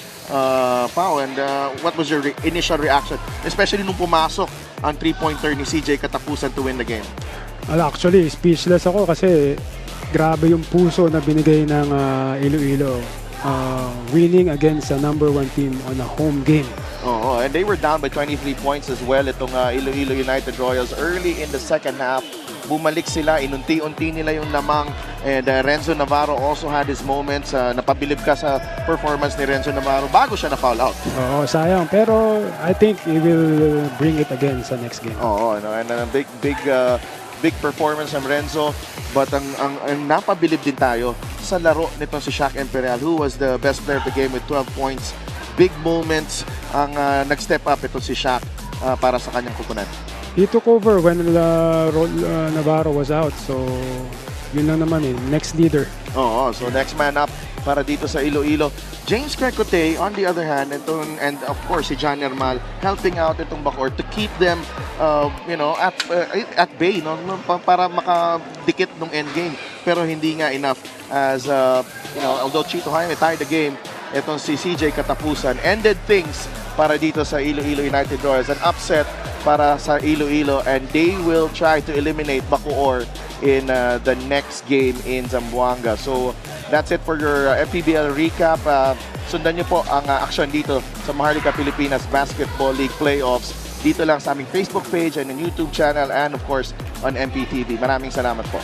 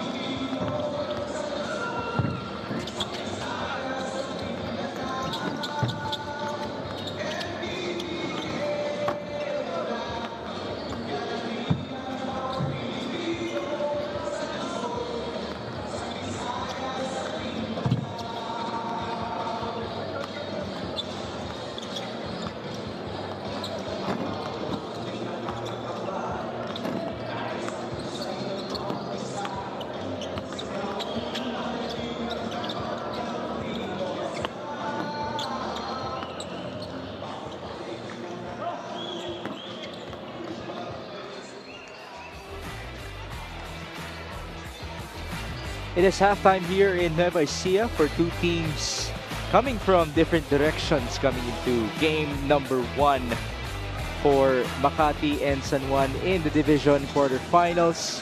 And so far, it's been the show for the San Juan Knights, having the numbers. You can see pa lang there, no, offensively, San Juan doing a good job with their new movement, with their new points of attack, shooting 44% from the field. But defensively, they also have been very good, shooting only 24% from the field because of the excellent defense of the San Juan Knights. Makati, though, has been able to get to the line a lot, although not shooting a good percentage, 11 out of 17, limiting the Knights to just 4 out of 8. But then, in the rebounding battle, we talked about the effort and energy players that the Knights have had in their roster for throughout the season. They have been doing a good job of creating multiple possessions for the Knights, allowing multiple attempts para sa kanilang kupunan. 31-22 in the rebounding department and 12-7 also in the assist. Another advantage for the Knights as they try to move the ball around for the best possible option. Half-court sets, fast break attempts, everything has been going well para dito sa kupunan ni Coach Randy Alcantara. Then again, Javi, is this far from over? Oh yeah, definitely. You know, we talked about the championship pedigree of these two coaches. Actually, if you ask me, this is an evenly matched game. So, hindi malayong mangyari na magkapalit pa ng momentum dito. And we know that these two teams are very much motivated to go up against each other because of the history that they have. And we expect Makati to bounce back, especially after that preparation coming into the half galing dito kay Coach Don Dulay. I'm pretty sure na hindi nahahayaan na lumayo pa lalo itong San Juan. Just saw the leading scorers. It's Eman Calo for Makati, Michael Calisaan, and Orlan Momar combined for 20 for the San Juan Knights. And you also have Nico Panganiban shooting well, moving well, even posting up in this game. HC Soberano has been also lights out so far from downtown. That's only the start, the first 20 minutes for Coach Randy Alcantara here in game number 1. It's going to be interesting as to how Makati can recover here in the second half. They didn't look too worried coming out to their locker room. Let's see, though, how they can respond, because they have been, in the words of Coach Don Dulay, a step late as compared to the San Juan Knights so far. Yeah, you know, maybe it's really because that they were surprised by the way that San Juan was running things. But now with a little bit of time to draw up new things and maybe execute better defensive schemes, they could come out better here in the second half. It's Robbie Celis working with Eman Calo, Keith Agovida, Lucas Cullar, and Billy Robles for Makati as Eman Calo misfires. Rebound to Calisaan, then he lost the ball. Michael is being joined by Nico Panganiban, Zach Wang, Adrian Nocum, and Orlan Wamar. Yeah, another thing that hasn't been working well for the Kings today is that three-point shot. Usually Eman Calo, guys like Joseph Terzo and Cullar, they have proven to be dead shots this season from beyond the arc. But today Makati is a combined 2 out of 12, 2 out of 13 already from the three-point line. That is less than 50% efficiency as Robbie Celis makes a jumper. That's definitely a good sign for him. He was totally shut down in the first half. Only 1 out of 7 from the field, good for 2 points.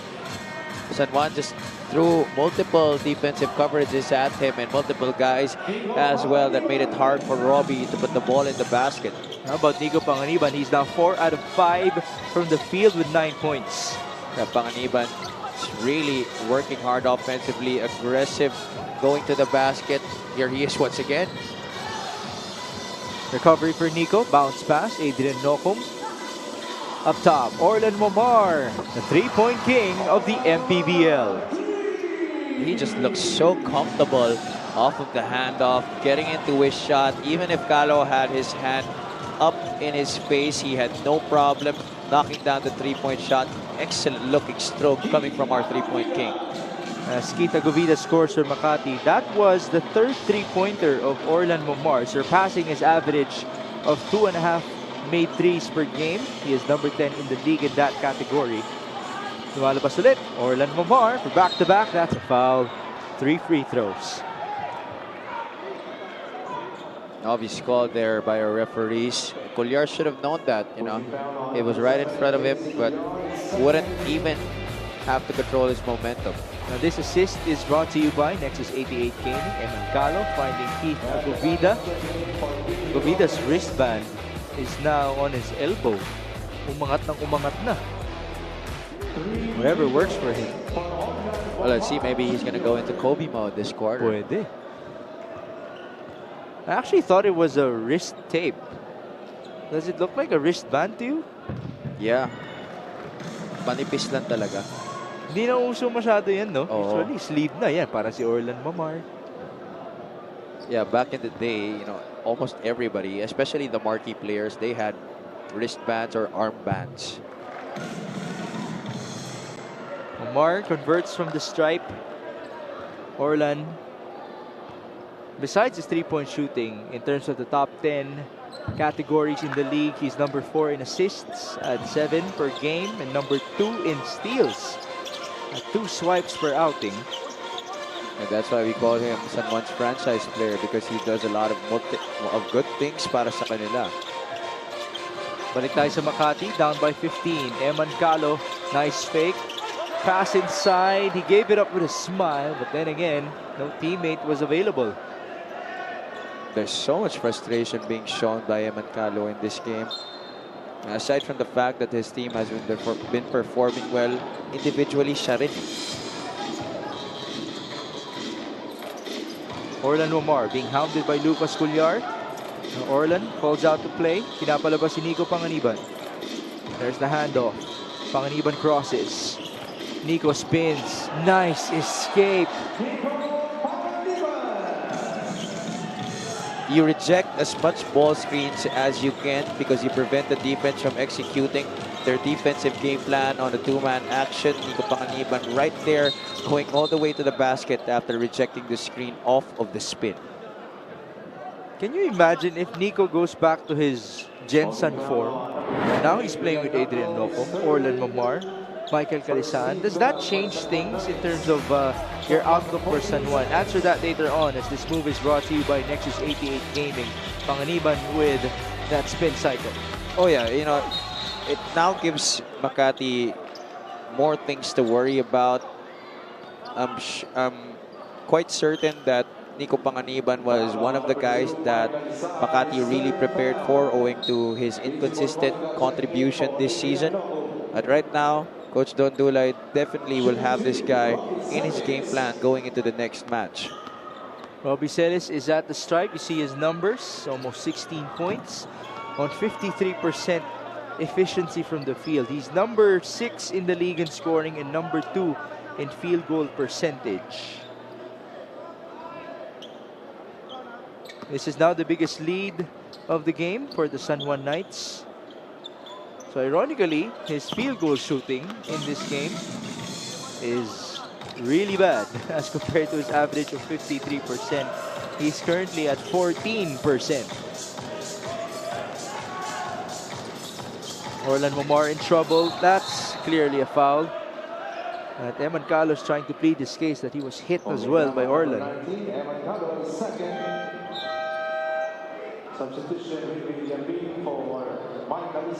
Now William Bing comes in for Michael Isaan. So this is a definite no natural 5 lineup for Coach Randy, but you see his front line, Mojica, Wang, and Yambing. That's really flexible right there. Panganiban up top. That's actually at the right wing. It's EJ Boy Mojica from downtown. So what's even more difficult for Makati here in this quarter, as Eman Calo goes really hard on that baseline drive, even if there's defense right in front of the shooters of the Knights, they've been able to knock them down. It's because of the fluidity that their offense has been going. That's why even if defense is right there, you're always in motion and in rhythm for the shot. Really is looking like a masterpiece so far from Coach Randy Alcantara. On the other end, we're still anticipating the answer back from Coach Don Dulay, Eman Calo and company. Eman did admit to me during halftime na nanggigil talaga sila in the first 2 quarters. After all, they're the ones looking for revenge. Actually, baliktad. Baliktad nga. It's Coach Randy looking for revenge because in their recent finals appearance, that was San Juan versus Davao, Coach Don Dulay won it in Season 3. And they're worried that Makati is going into this series with a 4-game winning streak while they haven't won in a while. So obviously they want a good start and they want to change things and set the tone. What a block by Zach Wang. Well, to your point about having a good start for San Juan, I did ask them, did that bother you guys na meron kayong 3-game losing streak? And Orlan Momar admitted to me that yes, for a couple of days they were down. But because Coach Randy set the tone last Monday that it's playoff time, now they have reset things as Robbie Celis is also resetting things for himself. Yeah, he tries to go into beast mode here in this third quarter. He's shown it a lot this year throughout his career here in the Mpbl, how he can anchor an offense, especially in tough situations. Down big, you give it to Robbie Celis and he can go berserk and just get you back into the game. Celis continues to have struggles at the stripe, but there was a loose ball foul on San Juan. Yeah, Robbie Celis is only 1 out of 5 from the line. Can you look at Robbie Celis' free throw percentage in this season? Now it's Keith Agovida being tested for Makati. His first one is good. Celis is 65.2% this year at the line. That's not too bad, relatively speaking, but in this game, boy, has it been terrible for him. Agovida, 2 for 2 for him. Now Keith is perfect so far. And you know, for the amount of free throws and for the amount of fouls that he draws, you expect Robbie to have a higher percentage from the line. Orlan Momar losing his defender. Nice crossover. And now it's Orlan Momar doing the damage. 2 threes already in this third period para sa kanya. That time it was an open look from the left wing. 18 points, 4 rebounds, and 4 dimes for Orlan. There's the answer from Gab Dagangon. Good setup off of the screen by Gab Dagangon, getting it in rhythm. The other end, there's a push. Bit of frustration there from Robbie Celis. And they were trying to go and force San Juan into a turnover. The Knights were outnumbered in their front court. Makati doing a good job of running back and trying to go for that steal. Unfortunately, Celis was unable to control. Off of the baseline inbound, here's Orlan Momar against Agovida. That's a mismatch already. Orlan will dance with Keith. Momar drives and kicks. Yambing from the corner. There's a loose ball foul as Mpbl went down. Was the foul on him? No, it looks like it's a double foul. Double foul ang nagisenyas ng ating referee right after that. Mpbl is pleading na wala siyang ginawa. It's been a tough evening so far from Mr. Calo and company. But this is a long way to go. Down by 13. We've already seen a playoff comeback last Saturday. And speaking of playoff comebacks, congratulations to you, Coach MC Abolucion, and the rest of the Iloilo United Royals for getting that Game 1 victory against the Bacoor City Strikers. Coach MC is actually watching his former team in Makati as you take a look at what happened between Zach Wang and Mpbl. They were already going at it as soon as the shot went up. The referees review that play. Now let's see what the final verdict will be. It's gonna be big if it is a double foul, because that will mean the third foul on Mpbl, only the second on Zach Wang, and you know how Mpbl is very important to Foul Makati. between number 16, Zach Wang is second, and number 19, Mpbl is third Judge foul, rules, double resulting foul. to a jump ball. So Calo will be taking a breather. Pasok dito si RJ Ramirez. Ramirez in the first half played 5.5 minutes, scored 2 points with 2 steals to his name. 14 on the shot clock. Zach Wang up top. Oh, he escapes. Nice split by Zach Wang. That's basket and one. Another excellent read. This time it's from Zach Wang. taking the handoff, top of the circle, going inside with his left and finishing strong and hard through traffic. Overplay right there by RJ Ramirez. Agovita was already anticipating the handoff that allowed the clear lane to the basket galing dito kay Zach Wang. That's an error coming from Keith Agovita against a guy who is very versatile like Wang. Have you seen him dunk the ball already? Zach Wang? Not yet in game. Not yet in game. I've seen it in some warm-ups, yeah. I want to see it, Zach. That was a good path to the rim for you. Tsaka yung buwelo, no? Medyo madiin. Oo, akala ko nga talaga idadunk niya na. Look at that defense by Wang on Agovida. 61-45. Celis, no basket. And here comes Nico Panganiban on his favorite open court kick out. 3-point king, in and out. Ball tapped in favor of Lucas Cullar and Makati. Lucas will go to the trailer. Dagangon scores from downtown. It seems that area has been money for Dagangon in this game. Transition 3 this time, good setup by Cullar, locating his shooter in Gab Dagangon. Despite not being 100%, Gab Dagangon now has 11 points, scoring the fourth three-pointer of Makati as compared to the 8 of San Juan. Panganiban, tough pass. Oh my goodness. What a feed onto Ijiboy Mojica.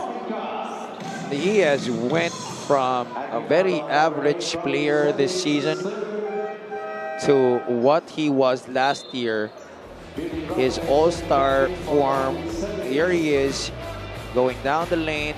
Slight push by the Dagangon, got him off balance, but then in the air locating Ijiboy Mojica. Celis was late in rotating. This assist is brought to you by Nexus 88 Gaming. Mojica just could not convert from the stripe. Assist story natin, +5 for the San Juan Knights. And they're up by 15. Under 5 minutes in the third. RJ Ramirez sizing up his defender. He escapes. RJ could not score. Takbo tayo sa kabila. Marvin Taiwan goes to Orlan. Wamar, baseline. There's a push. Ramirez has yet to make a dent in this game para sa Makati. Usually, Coach Don Dulay spark off the bench. That seemed to have been a gimme already for RJ Ramirez. We all know about his athleticism.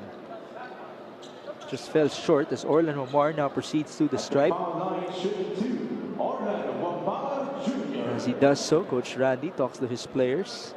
And again, folks, I hope Orlan Wamar serves as an inspiration to a lot of Mpbl players. This guy has made a name for himself being that San Juan Knight in the Philippines. Being treasured by Senator Jinggoy Estrada, Coach Randy Alcantara, and the rest of the San Juan fans. He's the perfect little giant, after all. Oh, yeah. And that also goes to show that teams here in the Philippines still do value loyalty. You know, you stuck with your team being one of the last players off the bench to now being the franchise player of your squad. Imagine that kind of story. 65-48.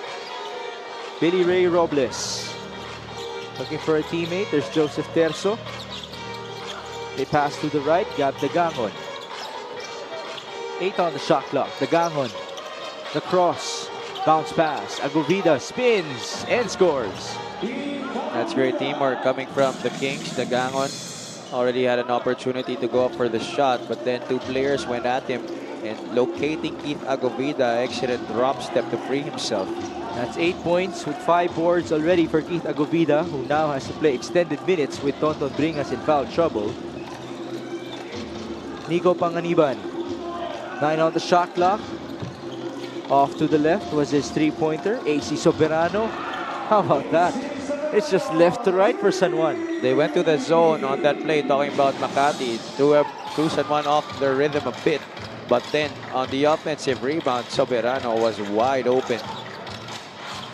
3-point shooting natin. Make that third quarter field goal shooting. 8 out of 9. Only 1 miss for San Juan. Relatively speaking, Gab Dagangon and Makati, they're already shooting the ball well in this quarter. Yeah, because for the most part of that first and second quarter, it's really been a very low clip from the field para dito sa Makati. And San Juan here in the third quarter, they continue to sizzle. AC Soberano, we talked about how streaky a shooter he is. Went on fire in the first half. Now he goes on for round 2 here in the third quarter. Everything just falling for San Juan. Again, they've only missed once in this quarter so far, extending the lead to 18. We thought that this was a good sign already for Makati, but then again, this is a better sign for San Juan. The zone breaker is Mr. AC Soberano. Back-to-back three-pointers with 3 minutes and 8 remaining in the third.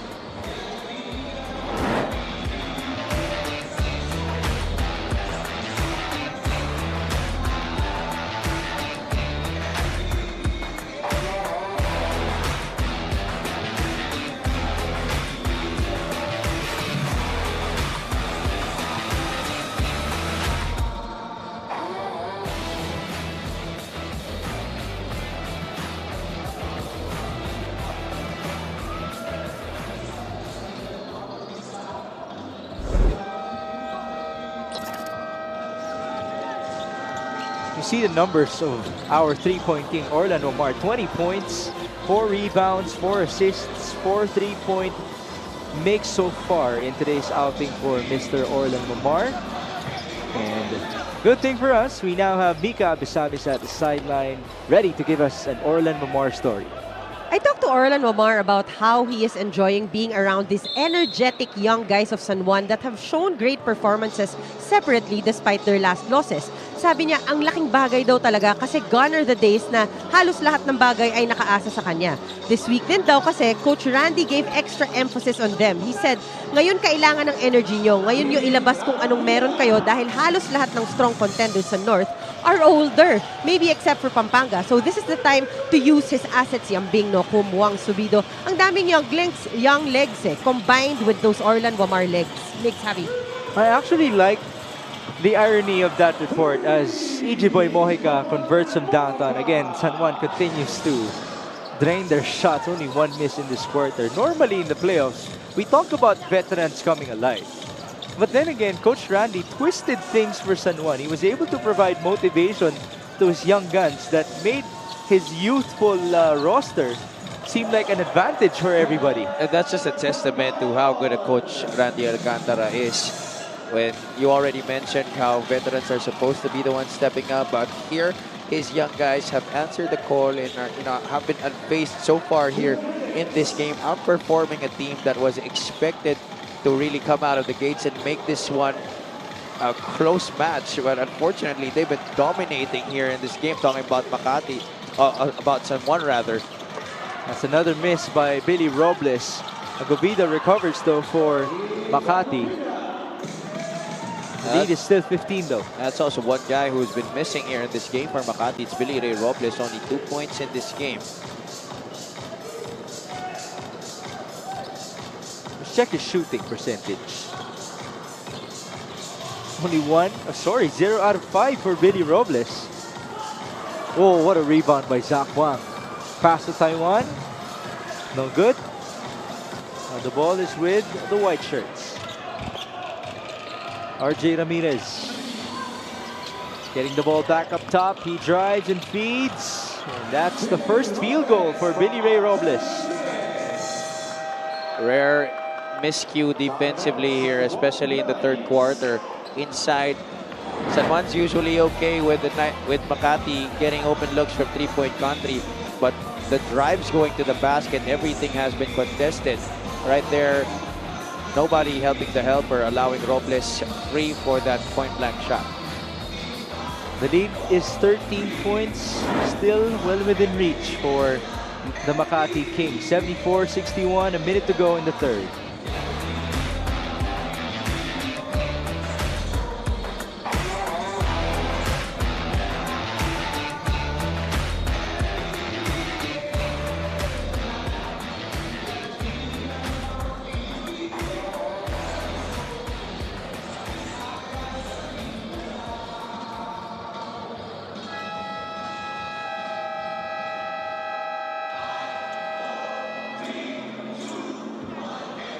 Billy Robles, you see his numbers in the season. 11 points, close to 9 rebounds, 3 dimes, a steal on 50% shooting.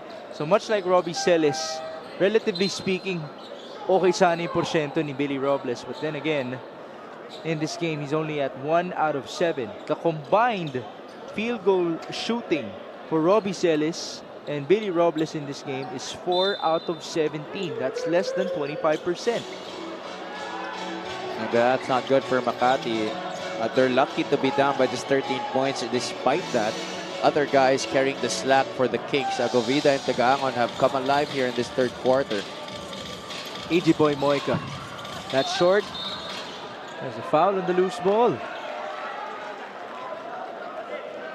It's been hard for Makati to get those defensive rebounds. You have all these energetic guys providing them a hard time in securing those rebounds. Zach Wang, even Renwell Yambing and Edgy Boy Moica, despite them not being traditional big men, their young legs have been providing a difficult time for these Kings to grab those rebounds.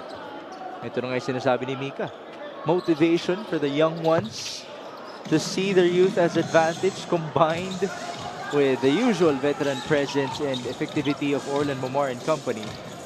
Put them all together, and there's your great mix of the San Juan Knights in the playoffs. 12 on the shot clock, cross-court pass. Ramirez from the corner. That's too strong. Rebound, Yambing. A very unusual zone right there for San Juan, where Orlan Momar was playing downstairs and Yambing was the one upstairs. Kick out Soberano. Nice fake. Three-pointer again. That's short. Wang got another offensive rebound. Makati has really resorted rather into a zone here in this third quarter. And you know, it's hard when getting into that zone. It's boxing out the opposing team's players. At nahirapan na nga ang Makati to get defensive rebounds even when they were playing man in the first half. More so here in the third quarter when they're playing zone on defense. That's 12 offensive rebounds already for Zach Wang and company. First free throw is good for the returning player of the Knights. He fell hard a couple of games back at naipit ang isang nerve niya, no? That's why he had to sit out for a couple of outings. Balik dito si Ribug Sang. Soberano will check out. 14 seconds remaining before the end of the third. RJ Ramirez calling out 1. Down to 6 seconds. Ramirez needing a teammate. Cross-court pass. Terzo has to fire to beat the clock. That's too strong. And that will do it for our first 30 minutes for San Juan versus Makati. San Juan continues to be in control, up by 16. Well, it was an improved offensive performance by Makati here in this third quarter. Unfortunately, the defense has been the same horrible way for Coach Don Dulay, not getting those defensive rebounds to finish possessions.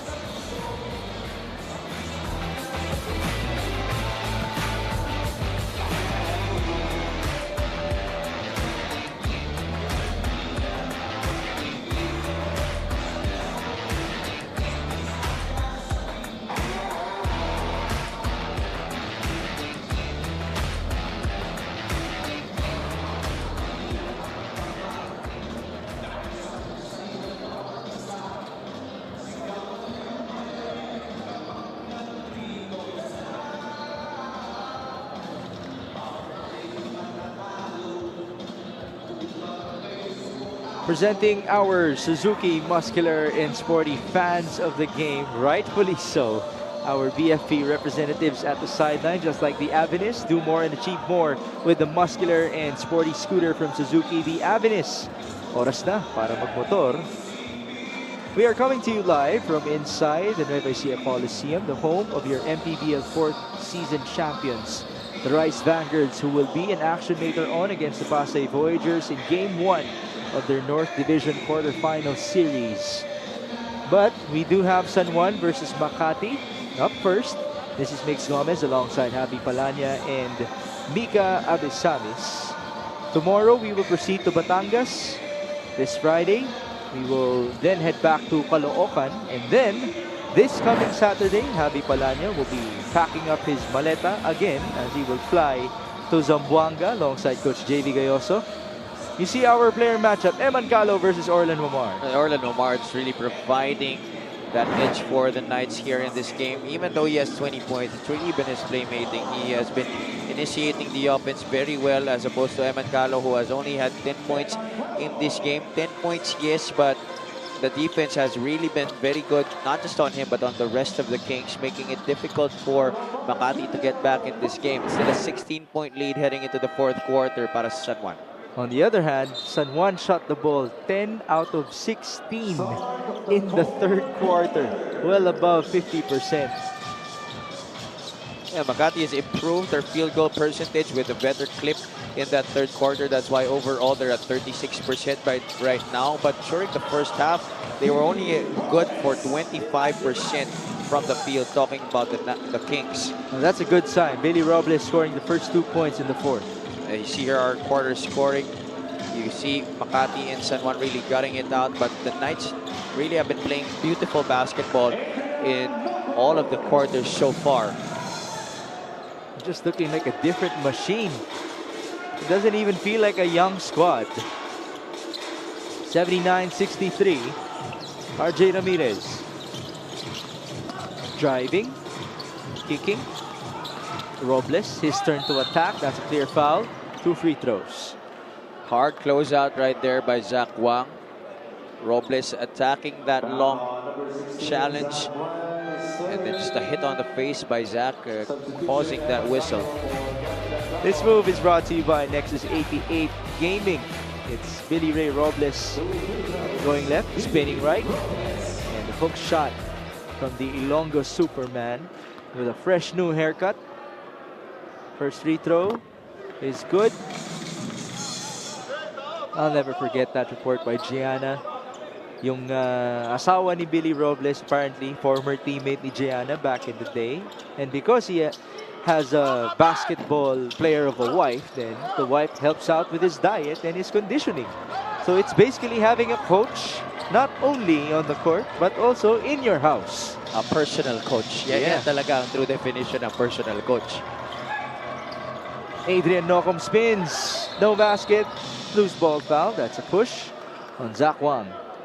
Nakala ko nga kanina nang pagpasok ko ng venue na nakita ko si Billy Robles na ganyan na yung gupit. Akala ko lahat sila ganyan na rin. Ano the UST?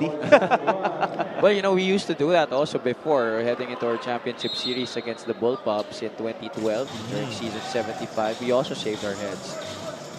So medyo mahirap yan hingin mula kina Joseph Terso, RJ Ramirez, mahaba na eh. Kila Robbie rin. Tingnan mo naman yung buhok ni Alan Santos. Tama. Nagpakulot pa nga eh. That's a goaltend. The basket did go in for Billy Ray Robles. How about him answering to the call now of Don Dulay? Well, it's winning time para sa parehong koponanan. You expect your key players, your best players, to really come up with a good performance even if they've been struggling for the entire game. The biggest lead was at 19. Now it's a 13-point deficit faced by Makati as Taiwan pulls up and misses. Here come the white shirts. Ramirez to Terso. They go to Robles. He just has his sights centered on the rim right now. Villafranca had a fault there. He did not turn and face the offense right away. And Robles noticed that, attacking the rim right away. 36 inside points for Makati. 11 points now for Billy Robles. Here's Taiwan sizing up Alan Santos. The pull-up is short. Nice box. Ooh, just unfortunate for Makati as they lost space. It's a good job for Billy Robles to try and come up with a chance to get that possession. Pretty hard to get a rebound when you're face guarding someone boxing out. It will be a baseline inbound for Nico Panganiban as he works with Mojica, Kalisaan, Wamar, and Nocum. Nico will go to Orlan. Corner 3. That's short. Rebound Mojica. Another kick out. Wamar. Same look. Different result. 23 points for Orlan Wamar. The greatest shooters don't always miss two straight. And Orlan Wamar has proven to be just that for the Knights this season. Omar is now 5 out of 8 from downtown. That's a very high efficiency for our three-point king as Robles continues to be aggressive. Every time he's gotten the basketball here in the fourth quarter, he has chosen to go inside. We take a look at this three-pointer by Orlan Omar.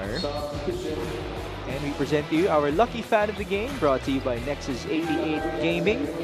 I wonder if they are related to Orlan, but I'm sure he will take the support at the sideline. Billy Robles is at the stripe. Let's see his numbers at halftime. Robles was 0 out of 5 from the field. He only had 2 points. Now he's in double figures already. You can only wonder what adjustments we can expect as well for game number 2 between Coach Randy Alcantara and Coach Don Dulay. They have been adjusting to each other for 3 years already here in the Mpbl. Nokum to Mojica. Now they go to Kalisag. San Juan's up by 14. Nico Panganiban fakes. He bumps and scores. A couple of times they have set up Nico Panganiban in this game on the block. It has always been successful. That's the first time since the first half they've done it. Ooh. That was a takedown. A charge on Keith Agovida as Kalisaan went down. Offensive foul on number 17, Keith Agovida is first. I tell you this, back in season 2 of the Mpbl, as we take a look at that charge by Agovida, it was John Wilson leading the way. Larry Rodriguez, Mac Macardona for the San Juan Knights. Sa playoffs lang nabuhayan sina Mike Ainayon and Jonard Carito. Can the same story happen to Nico Panganiban? Here he is again. Nice speed. Mojica in trouble. Recovery for San Juan. Orlan Mamar from the parking lot. Too strong. Rebound Celis. Forward pass. It's a bit too forward for Agovida. He then recovers. But Keith apparently stepped out of bounds. Yeah, even the breaks of the game had not been going the way for Makati in this game. Simple things like that, running out of real estate just when you get the scramble for the loose ball. Just unfortunate. Then very clear right there. Easy call by our referees. So we go back San Juan's way. They're up by 16. With 4 minutes gone by in the fourth quarter. Nokum, alley-oop to Mojica. Just magical. Once again for Coach Randy Alcantara. That play usually happens with Nokum being on the receiving end, but this time he's the one setting up that lob for Edgy Boy Mojica. The lead is 18. The largest was at 19 as Agovida answers back. They continue to try and trim this down. The problem is they haven't been getting stops on the defensive end, talking about Makati. Nokum calling out the chin play, if that's what they call it. 10 on the shot clock. Nokum off of the switch. Crossover, tried to spin. Turnover. Billy Ray Robles attacking. Lefty layup was no good. Terzo had to stop the play. Foul on number 18, Joseph Tenso is second. Now this assist is brought to you by Nexus 88 Gaming. You mentioned usually it's Adrian Nokum lobbing up or getting the lob. This time around, he's the one passing the basketball. Great feed. That's a play that they've ran numerous times this season. But yes, again, it's Nokum setting up the play there for the Knights. Great find. Even Mojica has been playing a good game sa laro na to. 12 points already. We have a timeout, 86-70.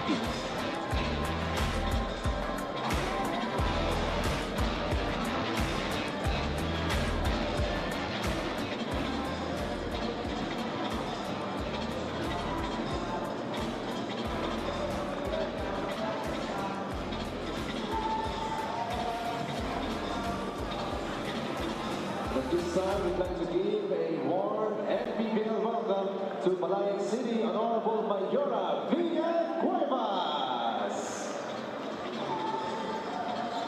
For a premium experience in an exceptional stay, we present to you Boracay de la Ia, the official hotel and resort of the Mpbl. Thank you for joining us as you get to see Mayor Vian Cuevas of Nueva Ecija in Palayan City. Looking beautiful and young as always. You can actually really admire just how much love the Cuevas family receives in this venue alone because of everything that they have given the Rice Vanguards as well. Now let's talk about Adrian Nocum. Almost 12 points per game this season. Great all-around performer. He gets on the glass. And he has proven to be a great facilitator on offense whenever San Juan decides to make him make those decisions on their offensive sets. Earlier, you saw his playmaking ability by lobbing it up to Mpbl Mojica on the previous offensive set that they had. Sky's the limit for Adrian Nocum, especially once he is able to hit the outside shot at a consistent rate. He will be very tough to stop. Boy, if he really develops that three-pointer, he might just be close to unstoppable here in the Mpbl. You couple that with his athleticism, which we are again seeing right on cue, Mr. Nocum. Imagine Adrian Nocum and Nico Panganiban exploding in the playoffs to go alongside Orlan Mamar's fantastic showing. You see the strength and the effort inside by Michael Calisan. Those magical moves from Adrian Nocum. You have a Zach Wang. You have Mpbl Mojica. Now definitely San Juan can look a lot different in these playoffs. And that is also just a testament to how well, you know, Senator Jingoy Estrada picks his players, and also a testament to the kind of culture that they have, that no matter who gets on board with their squad, it's the same type of winning attitude that they develop within their team. Ang ganda rin ang nangyari kay Adrian Nocum, no? He was supposed to play for Mapua. But because of his great showing here in the Mpbl, he got himself drafted. As Keith Agubida scores inside, he got himself drafted. Itong si Adrian Nocum. He continues to be one of the stars of San Juan. So it's like leveling up. When in the beginning you had a different intention. Yeah, but, you know, looking forward, unfortunately, because of his great play, because he was drafted, I think that he is only just going to finish this season with San Juan. I'm not quite sure yet, but there's a possibility that he will not be with the Knights anymore this season. Next season, rather. Well, you can only be happy for him. 89-72. 4 minutes and 35. Nocum, there's the three. Just short. Imagine if that went in. The narrative for Nocum will just continue to grow. Ewan Calo. On to Agubida. Keith. Tough move. He's always been a crafty scorer throughout his career. That's the reason why he was able to set a record back in high school. He already has 18 points in this game with 7 rebounds. Under 4 minutes, Orlan Wamar against Marco Sario. Wamar dancing with Marco. Screen up top. Orlan, pass inside. Nocum, tough fade. No basket. Robbie Celis onto Eman Calo. Calo kicks out. Hamon from the corner. That's good. I'm surprised Hamon was inserted late already in this game. This is his first appearance in this match. We all know how deadly a shooter John Hamon has been throughout his Mpbl career. It's a 12-point deficit now being faced by Keith Agubida and company. There's this tough move inside. He just had to escape against 2 defenders. That's been the case for these Kings all night long. Being defended well by San Juan. John Hamon makes his first 3-point bucket in this game to the delight of Onzo Lorenzana, his teammate. We have 3 minutes and 34 remaining. Let's see kung meron pang may bubuga itong Makati Kings.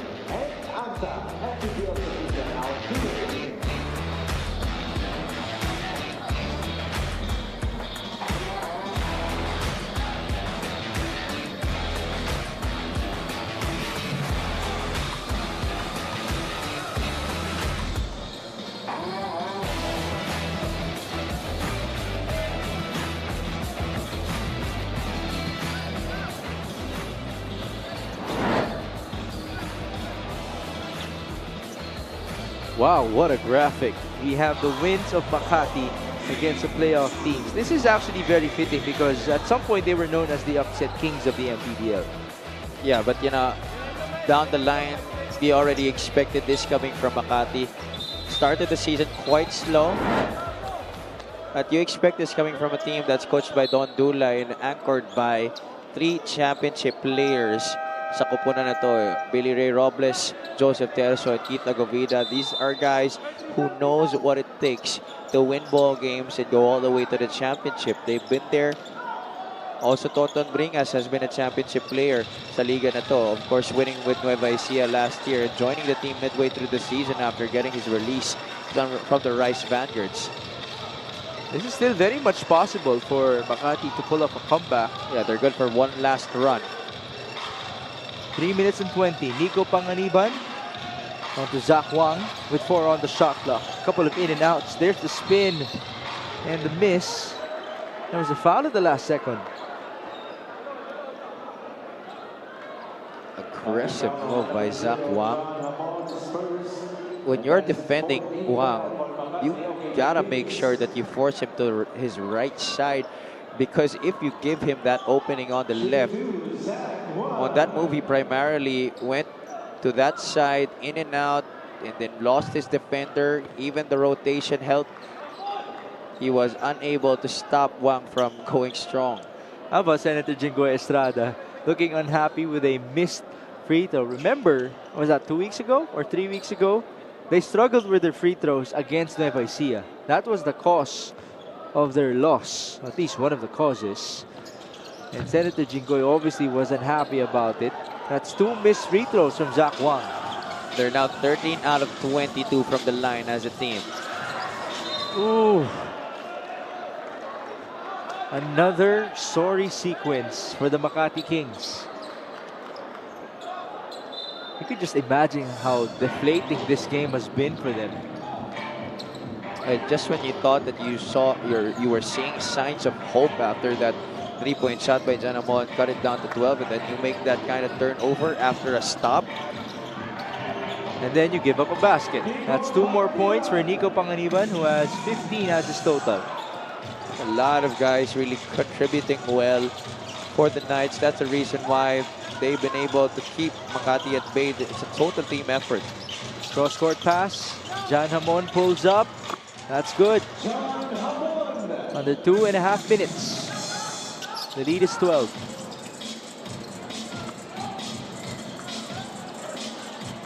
Zach Wang playing point guard. Splitting the defense. What a kick out. Panganiban chose to use up the clock. Wisely at that.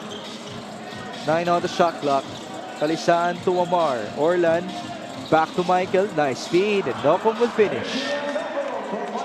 Coach Randy was pointing at Zach Wang continuously at that play. He wanted Zach on that block.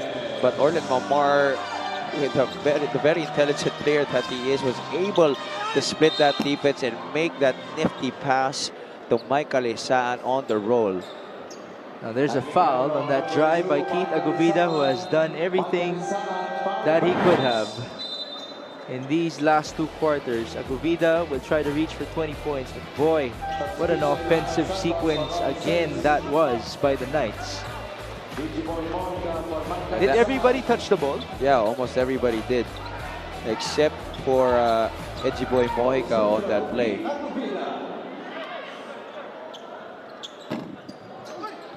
Was that the first free throw? Looked up in the second already. Yeah, it was only 1 free throw.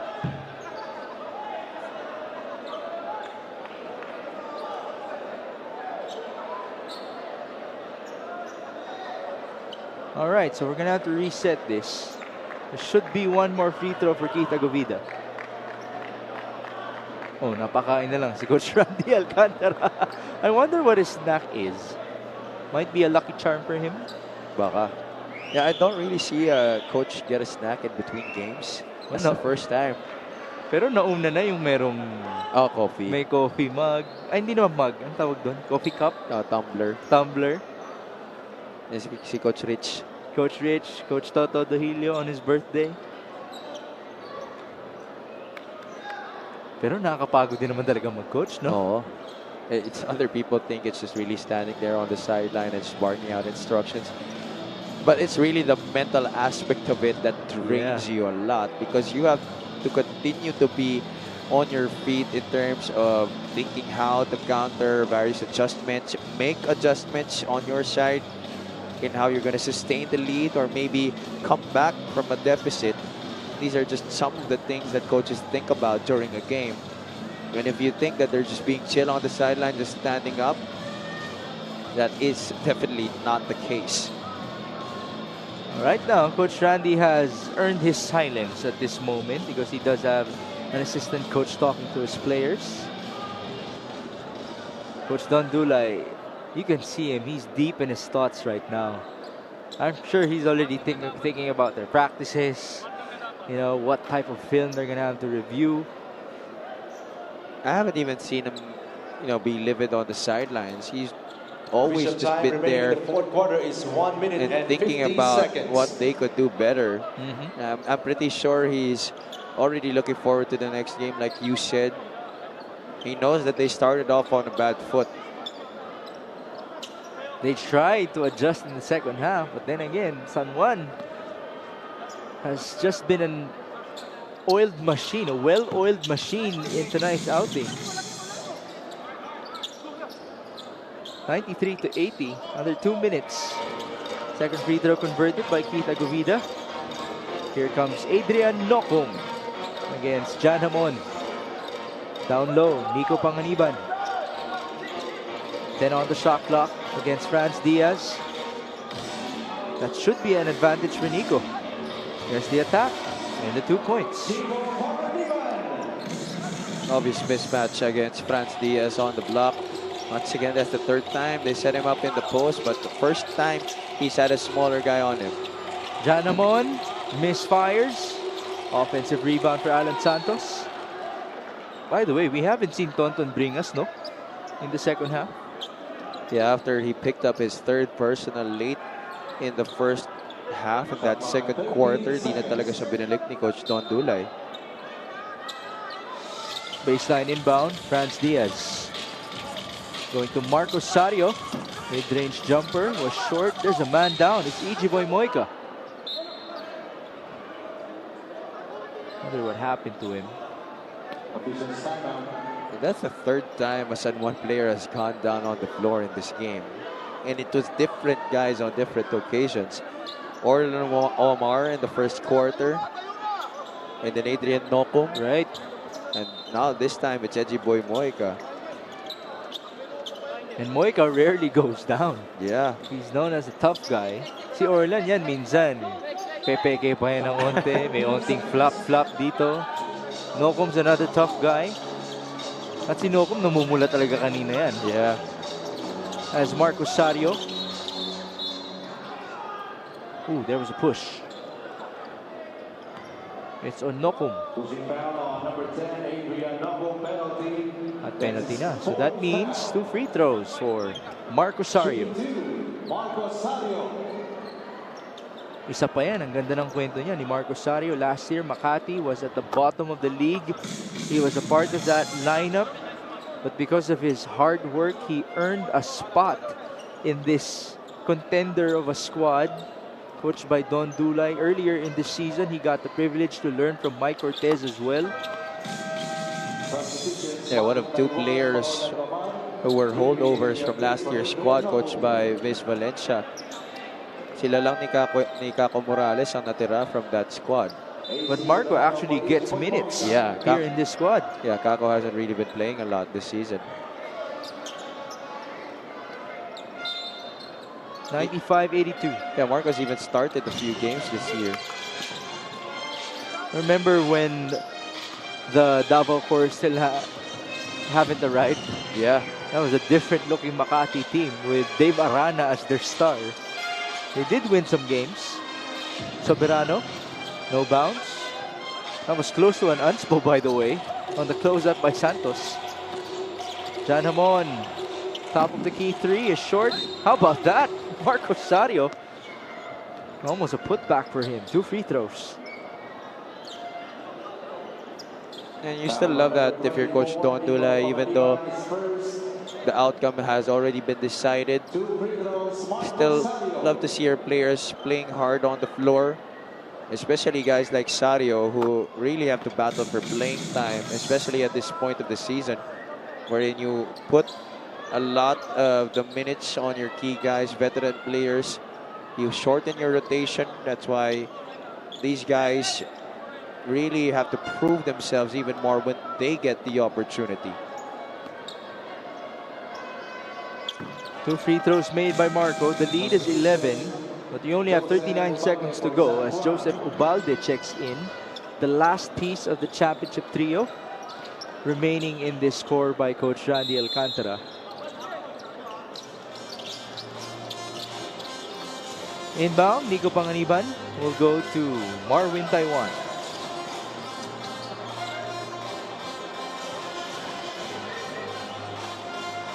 Shot clock is at 12. Ubalde has the basketball. Senator Jingoy Estrada is up on his feet. There's the jumper. Missed by Ubalde, and that's it. No more shot clock here. Marco Sario misses. That should be the final score with 10 seconds to go. The San Juan Knights completely dismantle the Makati Kings in game number 1 of their North Division quarterfinals series. This is only the beginning, but boy, what a start this is for Coach Randy Alcantara. Definitely a game that was dominated by the Knights early on. Offensively and defensively, they were just on point. They made the right decisions, good reads. Everything that Makati threw at them, they made good use of. Credit to Coach Randy Alcantara and his team for this victory. Pero hindi mo pwede tawaran yung galing ni Coach Don Tulay, a championship coach, and I'm pretty sure he's gonna bounce back right away in Game 2. And actually, it wasn't too hard for Javi to select the player of the game. Yes, we have noted a couple of players, just like Nico Panganiban, AC Soberano shot the ball well, Adrian Nocum played well, but our best player of the game is brought to you by Nexus 88 Gaming. It is Orlan Momar. Yeah, Orlan Momar had 23 points, and you know, the impact of everything that he did was felt throughout of the game. At yung score niya kalat-kalat eh. Hindi lang first quarter, second quarter. It was the whole game. Alright, so now Orlan Momar is with Mika Abisamis. Orlan, sinigurado nyo talaga na makakabawi kayo sa Makati, no? Maaga pa lang, lumayo na kayo, sinubukan nilang bumawi, pero hindi talaga kayo pumayag. Actually, nung first, nangangapa pa eh. Kasi veterano nga yung mga kalaban, kaya nag-a-adjust din yung coaching staff, pati yung mga player. Orlan, napag-usapan natin kanina na yung combination mo kasama ng mga bata talagang nag-work sa game na to, no? Sa tingin mo ba, ito na rin ang susi para matapos yun na tong series na to next game? Tignan natin siguro. Ginamit lang naman namin yung strength namin eh. Kung saan kami komportable, yun. Luckily, yun nga, sinuwerte. Okay, nakikita ko meron ka ng mga readyng batiin at pasalamatan dyan. Binabati ko yung number 1 manager namin, Senator Jingo Estrada, si Boss Jeremy Go. Sa aming sponsors, Go for Gold, JSU Amusop, Boss Nolet, Thunderbird, LMT Sportswear at mga San Juaneños. Binabati ko din yung parents ko nasa ball ngayon, tatay ko, nanay ko, yung kapatid ko, yung girlfriend ko nanonood nga, si Rafaela Dane Rivera, Tito, Tita, Lolo Boy, Lola Belen, si Jerbo, si Coco, si Teo, si Raf, si Wimpy, sino ba? Lahat ng mga kaibigan. Maraming salamat, Orlan Womar. This player of the game is brought to you by Nexus 88 Gaming. Migs, Javi? First of all, let me just say I'm happy that the mustache and the beard are trimmed already for Orlan Momar because he doesn't plan on removing those until they win a championship. Up next, we do have Nueva Ecija versus the Pasay Voyagers, but we have one last comment here from Coach Louis Gonzalez. He said, mention the creativity of Coach Randy Alcantara. Oh yeah, that's right. You know, that's part of being in the postseason because you have to heighten that up with both coaches really trying to implement great game plans, and the creativity definitely does matter, and he showed that here today. Big shout out, by the way, to our production team for having that highlight reel by the end of the game. And so, folks, yes, Chapter 1 has been won by the San Juan Knights, but the rivalry continues for Makati versus San Juan. Watch out for Game 2 wherever it may happen. We still have a long way to go. Let's see if Robbie Celis, Gab Dagangon, Billy Ray Robles, Eman Calok can finally catch fire in Game 2, or can we see the continuous domination from AC Soberano, Nico Panganiban, Zach Wang, Adrian Nocum, and Orlan Romar, who was crowned as our best player of the game. There you have it, game number 1 for the San Juan Knights and the Makati Kings here in Palayan City. Now we turn you over to our press conference.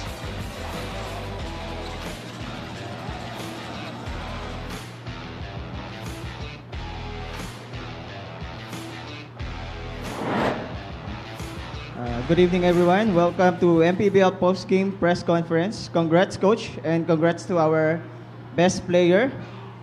Coach, the rivalry between you with Coach Don Dulay meets again. So, Coach, ano yung dahilan kaya maaga kayong nakalayo sa Makati? Nakilala bilang upset kings ng Mpbl this season at tinalo kayo on the regular season. Coach. Sa lahat, maraming salamat. At pasal kami sa Panginoon na kami napiling nanalo. Of course, yung number 1 doon yung our defense, yung kay Celis and sa Smalls nila.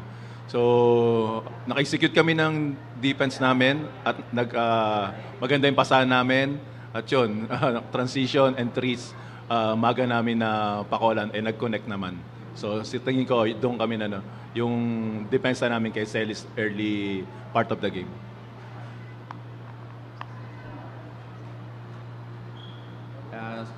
Coach, so inaasahan natin na isa rin sa magiging kalaban nyo itong Nueva Ecija Rice Vanguards against pagdating dito sa next game ninyo. In case na manalo ang Nueva Ecija Rice Vanguards against Pasay. So, anong paghahanda ang ginagawa natin ngayon? So far, inalo pa namin yung series against Makati.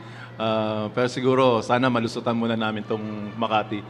Siyempre, knowing Coach Dulay, first game pa lang yan, sa best of 3 series. Alam namin yung balik. Of course, yun din ang gusto namin, makapunta kami dun sa next round. Pero of course, ano namin yun, dahil ilang beses na rin namin yung Nueva Ecija. Kailangan lang talaga, sa amin, healthy yung buong namin, core. So yun, para makapag-compete kami dun sa Nueva Ecija kung sakaling malusutan namin ng Makati.